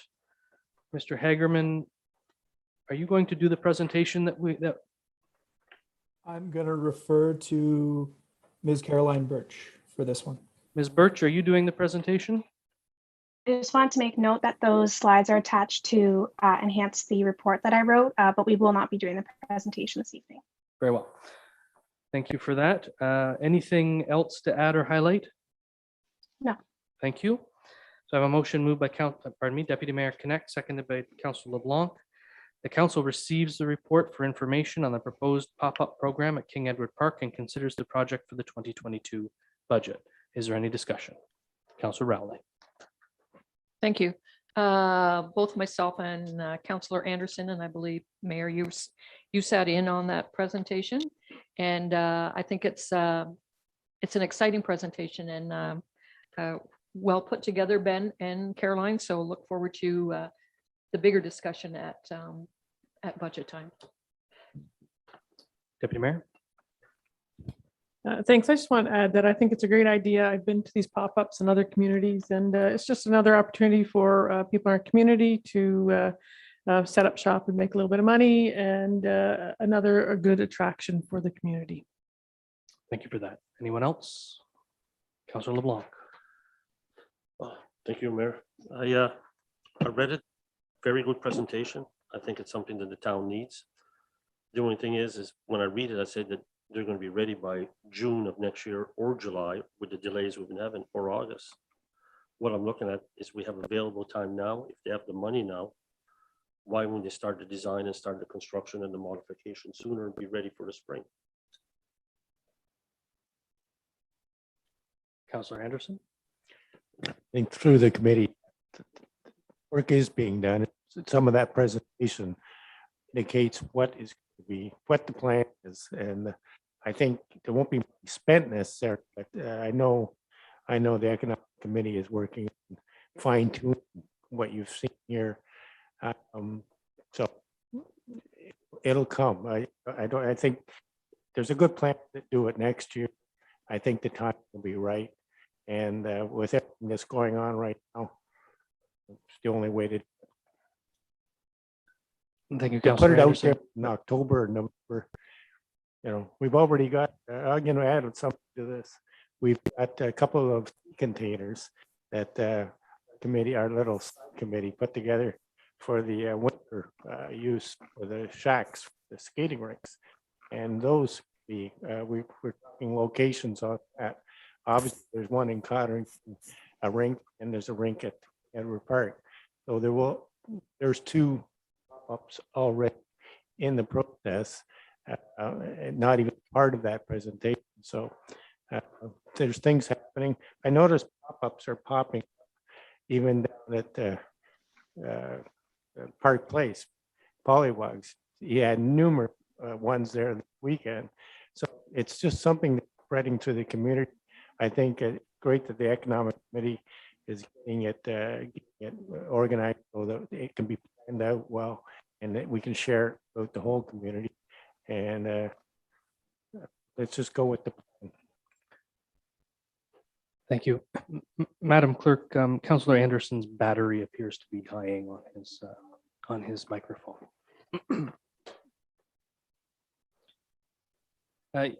Thank you. Yeah, there's a lot of work being done by the economic development team, including the committee, to sort of pave the way for the project to be well in hand for post-budget. And so it's our hope to have a good discussion about this at the budget time and get things underway. Councillor Bateman. I like the others. I like the idea, and I know it's been well received in places like Belleville, Queenie West, and any other municipalities done it. But I don't see the DBA. The DBA, what's their thoughts on this? The downtown businesses and any business in that catch basin? It hasn't yet been discussed at the DBIA. I'm guessing it might be part of their agenda, but the Economic Development Committee is quite aware that hopefully these pop-ups will complement and not challenge what we have on our main street. It's a lot of it is more to do with, as the deputy mayor kind of alluded to, more for these small at-home cottage businesses for them to maybe highlight their wares for a month or a few weeks or so, give some of them a bit more exposure. But certainly, like I said, the plan and the thought from the Economic Development Committee is to complement what goes on Main Street and not take away from any of that. And just a quick note that the Economic Development Committee does have a DBIA representative on it. And the slide that says proposed overall vision does note an opportunity for cross promotion with the downtown. So I think the intent there would be to put one of the downtown, the DBIA signs so that people know what other opportunities there are in the community to shop. Any further questions from members of council? All those in favor? Are there any opposed? The motion is carried. Thank you.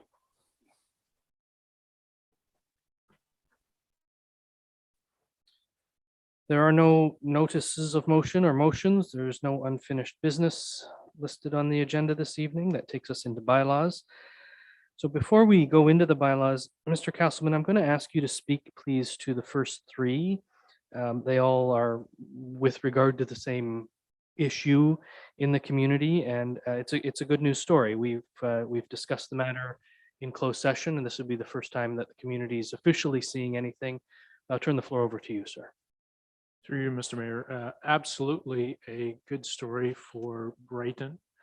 The genesis is that Brighton and Dr. Stephen Evans are entering into a partnership. The partnership will include the purchase and renovation of 22 Dundas Street. That's a former clinic of Dr. McIntyre. Dr. McIntyre has recently retired, and Dr. Evans is now coming to the community, going to revitalize that existing clinic, and in fact is in the process of rostering the orphan patients from Dr. McIntyre and other orphan patients within Brighton.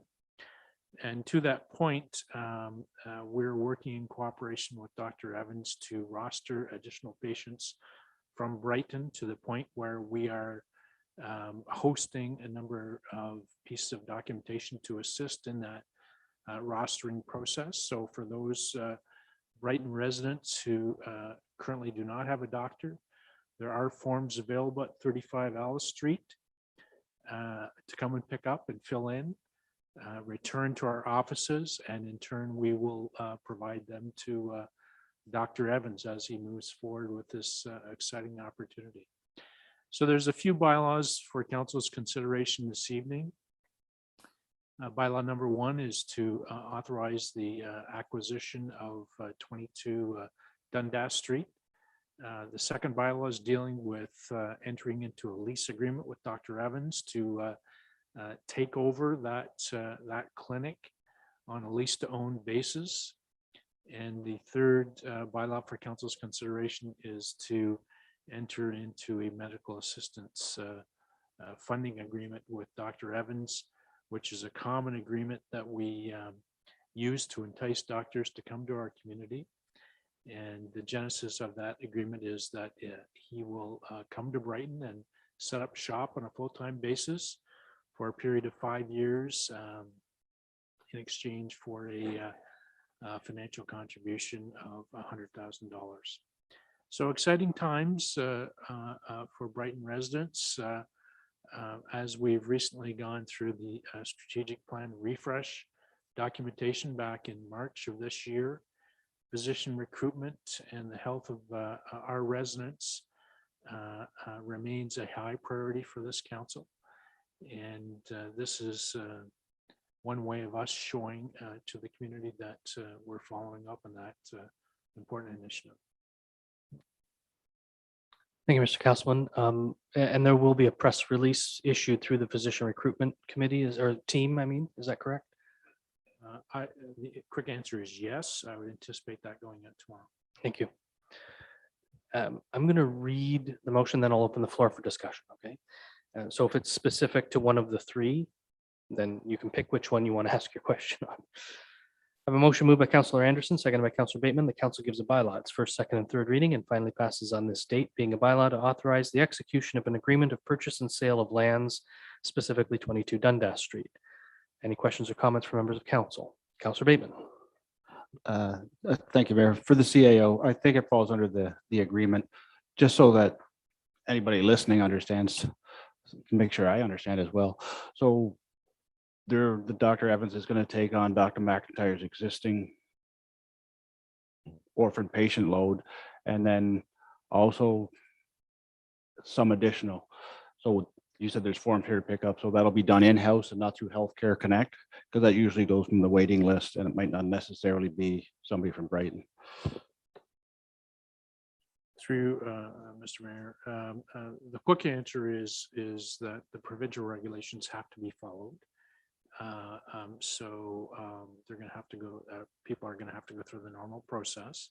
In order to assist with that process, we're going to have the documentation here to do just that. So that's just for any additional, the orphan Dr. McIntyre's patients don't have to go through that form filling. That'll be an automatic thing. It is not an automatic thing. It's everybody has to go through the same process. Councillor Bateman. Yeah, I'm just confused because you had mentioned that they're in the process of contacting Dr. McIntyre's patients. No, just for clarity,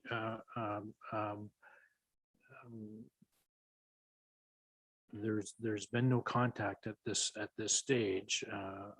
They're reaching out. They're trying to deal with the existing patients if they can. So it's the same process for whether they're existing patients or former patients of Dr. McIntyre and any other orphan patients within the Brighton area. Councillor Anderson.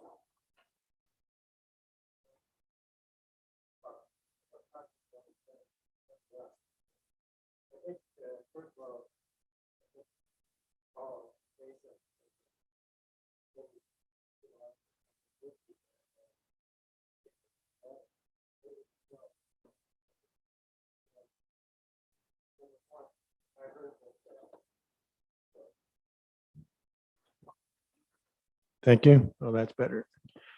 Anyhow, thank you for what you've done and Paula Mason and the recruitment committee has done to get this far. It's a lot of work and it's a fine plan. The doctor also has an office in Trenton, correct? He's also going to be taking care of patients from Brighton when he needs to in his Trenton office. So his accessibility will be there. And the number of patients I don't want to talk about, that might be something that's not important at this time, but he's going to take on, I'm going to use an expression that I heard, he's a bit of a workaholic. and that's a good thing for the community. You've got a doctor that's coming in that really wants to do business and wants to do it for Brighton as much as he's in business, let's face it. But he's been at it for a long time, and he's got a lot more years ahead of him to practice. We're looking for 5 years minimum, but I think it's a real good move and a good location, and the fact that he has resources that will assist him.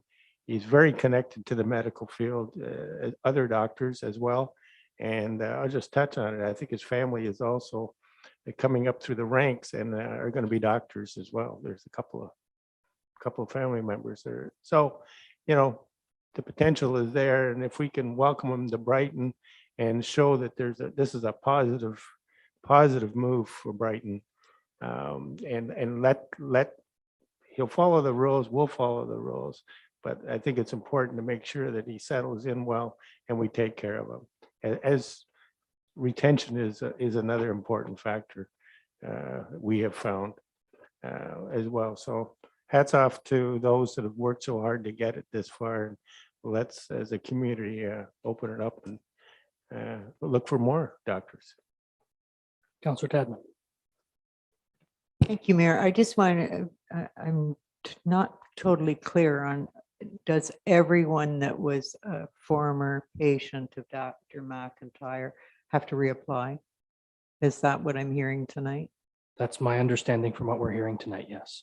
So could I encourage when the media announcement goes out that everybody needs to know that, because I don't think people do know that. And I personally wouldn't have known that till I heard it here tonight. So, and that they can pick up forms here at the municipality, because I think there's a lot of older people that wouldn't necessarily even, well, they don't necessarily go on the internet, and there's other, even sometimes on the radio they don't hear. But if we can spread the word around those that we know are former patients, I think that would help too. Mr. Councilman, will you reach out to Ms. Mason in that regard? Absolutely. Thank you. Deputy Mayor. Thank you. Obviously, this is good to hear. I was going to comment as well, just making sure the clarity on how it works as far as the patients of Dr. McIntyre, and then the fact that there will be space for other patients that don't have a doctor as well. And just the clarity on the process. I'm not an expert. I know there's a whole process involved, but obviously this Dr. Evans, I would think, can't do this all himself. I believe there may be the hope of drawing other patients as well, which would be great. Maybe you can just speak to that as well. But overall, I'm just very excited to hear this is very important. Our community needs more doctors, so I'm pleased to hear this. Mr. Councilman. Through you, Mr. Mayor, Dr. Evans, my assessment certainly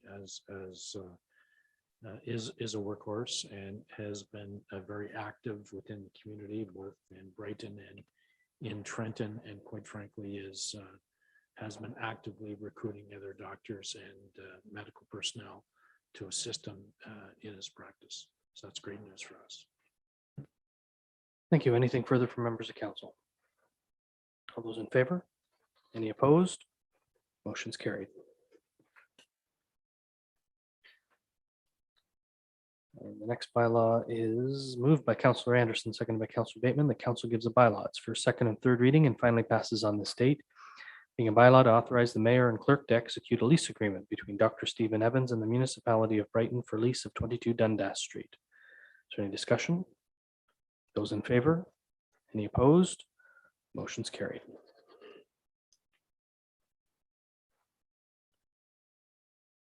And a motion moved by Deputy Mayor Connect, seconded by Councillor Rowley, that council gives a bylaw. It's for second and third reading and finally passes on this day. Being a bylaw to authorize the mayor and clerk to execute an agreement between Dr. Stephen Evans and the municipality of Brighton regarding a medical services funding agreement. Is there any discussion? Those in favor? Are there any opposed? The motion is carried.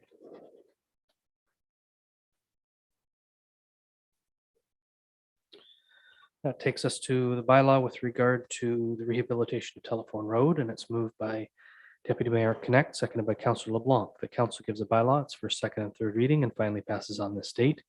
Being a bylaw to authorize the mayor and clerk to execute an agreement between the corporation of the municipality of Brighton and Drain Brothers Excavating Limited for the rehabilitation of Telephone Road. Is there any discussion? Those in favor? Are there any opposed? The motion's carried.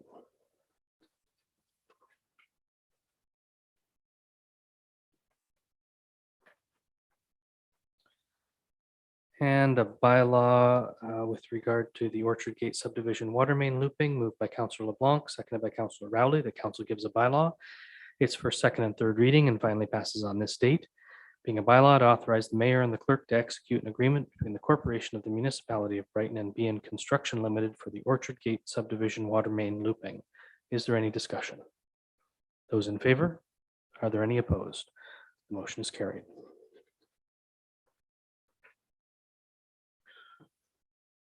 And the final bylaw for consideration this evening is with regard to the Harbor Street Pumping Station and New Force Main. It's moved by Councillor LeBlanc, seconded by Deputy Mayor Connect.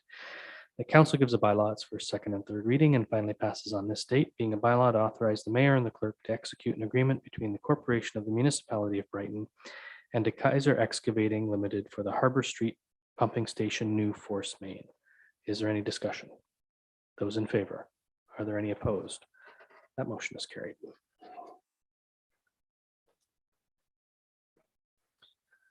That takes us into reports of advisory committees of council, reports and minutes and council reports. The first is the Rural Advisory Committee meeting minutes of June 24th.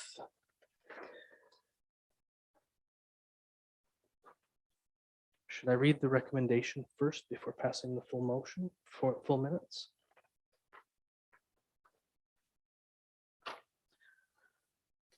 So we're looking at the recommendation with regard to 158 Bayshore and the recommendation with regard to reinstating the walking path at Codrington Community Center.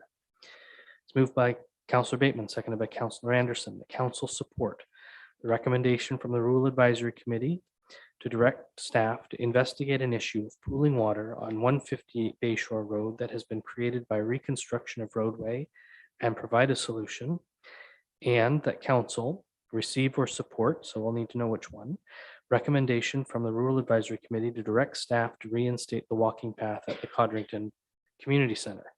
So we are supporting the one. Are we receiving or supporting the second one as the mover, Councillor Bateman? Yeah, should we read them as separate?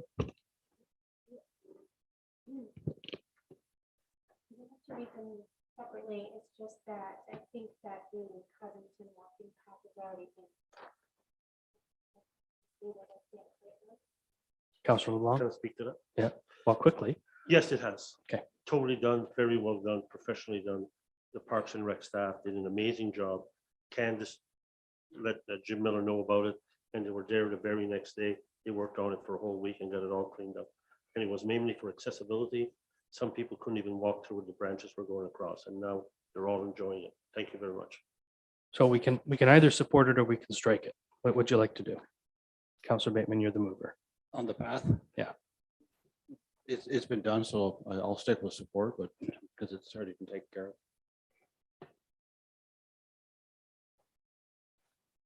You okay with that, Councillor Anderson? Is there any discussion from members of council? Councillor Rowley. Thank you. So if I could just ask a question then as to how that happens, if the committee advised or recommends to council for council to direct staff, and now it didn't go to council, it just went directly to staff. What's broken in the loop? I'm just. Nothing. That's how it should work. Council shouldn't have to direct operationally. Exactly. Right? So that's, okay, so it's just. So it got taken care of before it came to council. Life's good. That's a good thing. That's good. Right. That's a good thing. It is a good thing. It just seemed. It's a happy day. Yeah. Let's okay. not make hay out of it. It's a happy day. It's a good thing. Not trying to create, trying to create a stink, but I mean, we've got it here that this is what we're prepared. And then when we come here, we're prepared to discuss it, that, but yeah. now it's already a done deal. I get it. It hadn't been touched in 3 to 4 years. So we thought it was going to take much longer, but as soon as Parks and Rec, Jim Miller was made aware of it by the deputy clerk that called him up and told him things were done relatively quick. We were surprised. I think the clerk would like to say something. No, that's not how it happened. It was already in the works to be completed. The committee, I just take minutes. So I just advised them that they should actually bring it to council if they're going to direct staff to do anything. And that's what they were doing, but it was already in the works. Jim was already working on it to be completed. I hadn't even contacted Jim. He just did it because it was already out there to be done. So it's just wires sometimes get crossed. That's right. Yeah. But okay, I'm good with it. Okay. Any further discussion? All those in favor? Are there any opposed? That motion is carried. Which takes us to the overall meeting minutes, and it's moved by Councillor Bateman, seconded by Councillor Anderson, that council received the Rural Advisory Committee meeting June 24th, 2021 minutes as presented. Is there any discussion?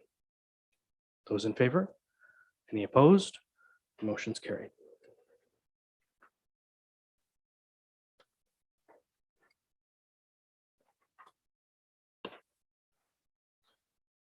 Takes us to the Applefest Advisory Committee meeting minutes. Did I? You did. I did. We didn't discuss 158 Bay Shore. It was included in that last motion. We just passed it. It was one motion. Well, we can discuss it only because clearly you have something to say. Let's use your microphone to do it. Sorry, thank you. I would just like to ask a question on that then, please, if I may. Thank you. The pooling of water on 158 Bay Shore Road. The reconstruction of that road was done several years ago. Is this just something new that has come up? Was it missed back then? Or so can I just get some clarification on why we're dealing with the pooling now when the construction was done, what, 5 or 6 years ago? Yeah, sure. I'll go to Councillor LeBlanc because you're a member of that committee. Mr. Parkinson was there at the meeting also, and so was Candace, and the Mr. Monty that represents the members of Presqu'île and the owner of 158. When they did the road 7 years ago, there was ponding and pooling on a number of roads. Some of them were fixed, some of them weren't. It was looked at by by Parks and Rec. It was promised 7 years ago to 128 that it would be repaired. Then it was promised 4 years later, and that it hadn't been done. So I told him to come in front of the committee. He did, to bring his thing.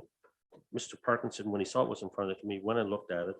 And what we did find out at the same time is that I have to bring a motion in front of council because there is fire lanes between the homes and between the homes that are there that are now being used by the homeowners. So if the fire chief would want to go and put a pumper out there, basically he can't. So to make a swale, if the water's on the driveway, you have to find another spot to put the water. But unfortunately, there's a planter there, and the way the road's done, but it's by a fire lane. So some of those things have to be done, but the planter's on his, but it's in our fire lane, so we got to be able to make swale.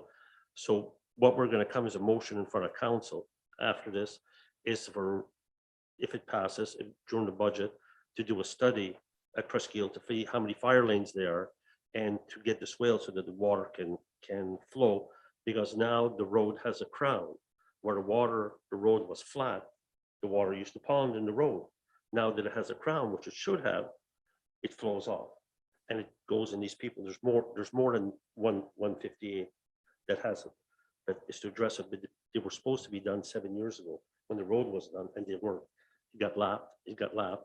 So out of frustration, he came to the rural committee, and that's where we are. But this is the recommendation from Preston, who's the director of Parks and Roads and Ground, that he gets the capabilities of doing a study and looking at all the fire lanes.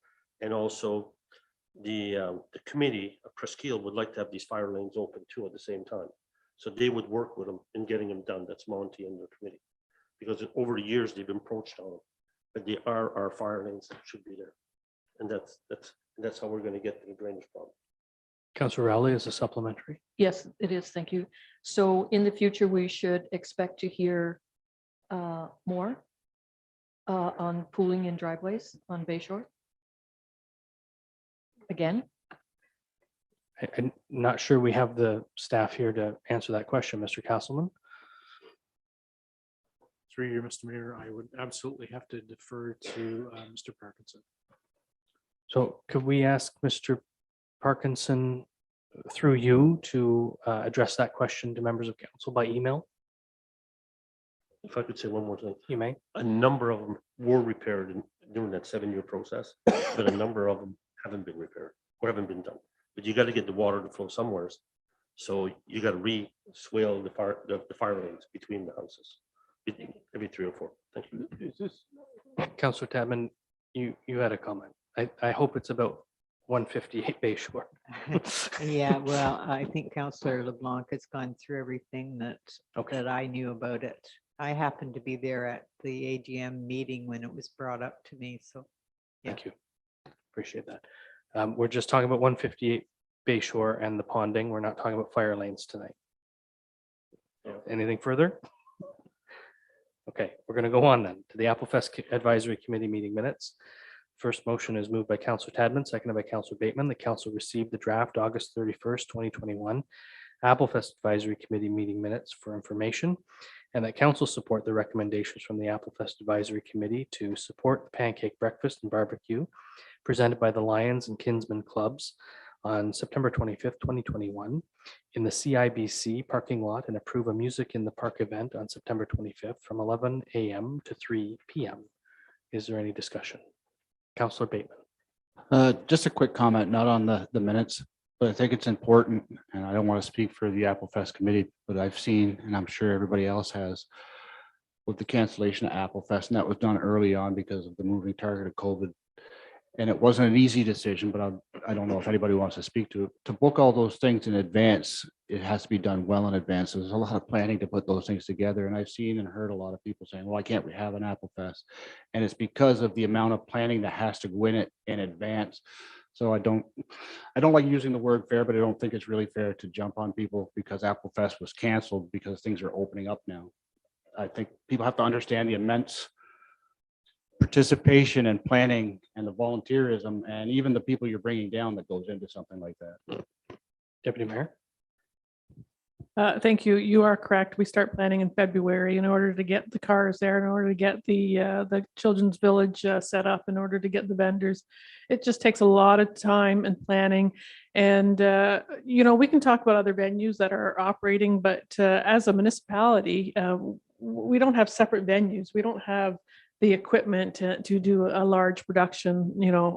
Our downtown is open. How do you control 10,000 people? How do you keep it down to 1,000? It was just an impossibility as a committee to wrap our heads around that in order to be able to manage it without, liability to the municipality, and without it really just becoming something that's more of a headache. I mean, none of us took it lightly. Like we agonized over whether or not to do it. We really wanted to make something happen, but you know, in this way, this is going to be a very small event, and we're telling people not to invite your family. Just local people come and have a nice day if that's what they want to do. You know, next year we're hoping for an amazing Apple Fest, and all those people who are upset, we need you to volunteer next year and help us out. So, Well done. Thank you both. I would like to echo that as well. I mean, to herd 10,000 people on Main Street, we certainly need more than 6 or 8 committee members. So for those who have lots of ideas as how we run this, step up. We could use many volunteers to herd that many people. It's going to be tough to just control 100, never mind 1,000. Anything further? Those in favor? There being none opposed, that motion's carried.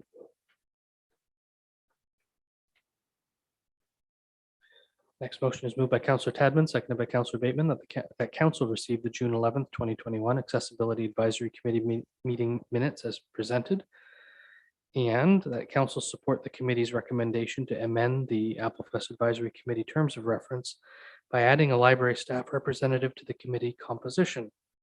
Excuse me. Is there any discussion? Councillor Tadman.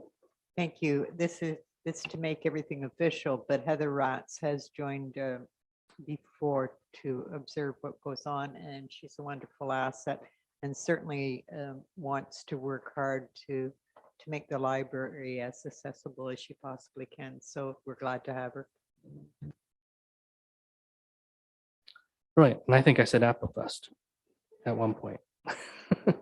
Both times maybe. Well, I apologize. It does say Accessibility Advisory Committee on the motion. Any further discussion? Those in favor? There being none opposed, that motion's carried.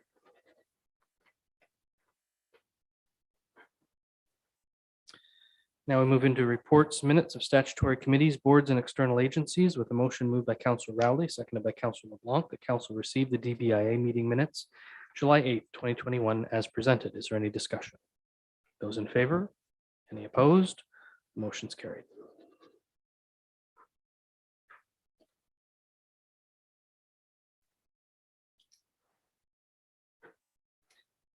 Now we move into correspondence, direction items, endorsements, communications, and petitions, with a motion moved by Councillor Rowley, seconded by Councillor LeBlanc. The Council support or receive the request from Owen Gibb, Brighton Lions Club, and Alan Simpson, Brighton Kin Club, to hold a joint pancake breakfast and barbecue on Saturday, September 25th, and the use of Veterans Way from 7:30 a.m. to 2 p.m. Councillor Rowley, this is your motion. How would you like to Yes, proceed? I'm sorry, I forgot to circle support. So we are But supporting. we need to remove Veterans Way, right? If they're going to use the bank. Although Veterans Way will be closed, it won't be. Yeah, we're adding it to the municipal park area. So I'm just going to remove everything after September 25th. Does that Certainly. work for you? Does that work Oh. for you as the seconder, Councillor LeBlanc? Thank you. Anything further from members of council? All those in favor? Are there any opposed? The motion's carried.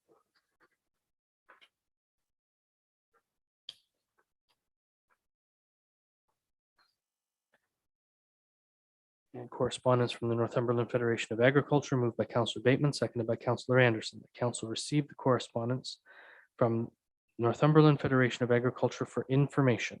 Is there any discussion? All those in favor? Are there any opposed? The motion's carried.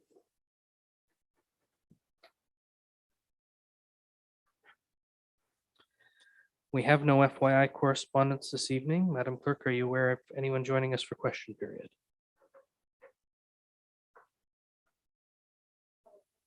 Ms. Lambert?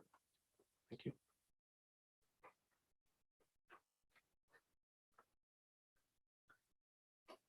With that, I have a motion to resolve ourselves into closed session. Once I read the motion, and if council passes it, we will end the YouTube stream and take a 10-minute recess. It's moved by Councillor Anderson, seconded by Councillor Bateman, that council resolve itself into closed session September 7th, 2021 at 8:39 p.m. Pursuant to the Ontario Municipal Act 2001 as amended, subsection 239(2)K, a position, plan, procedure, criteria, or instruction to be applied to any negotiations carried on or to be carried on by or on behalf of the municipality or local board. And B, personal matters about an identifiable individual, including municipal or local board employees. And C, a proposed or pending acquisition or disposition of land by the municipality or local board. Is there any discussion? Those in favor? Are there any opposed? Motion's carried. Thank you all for joining us.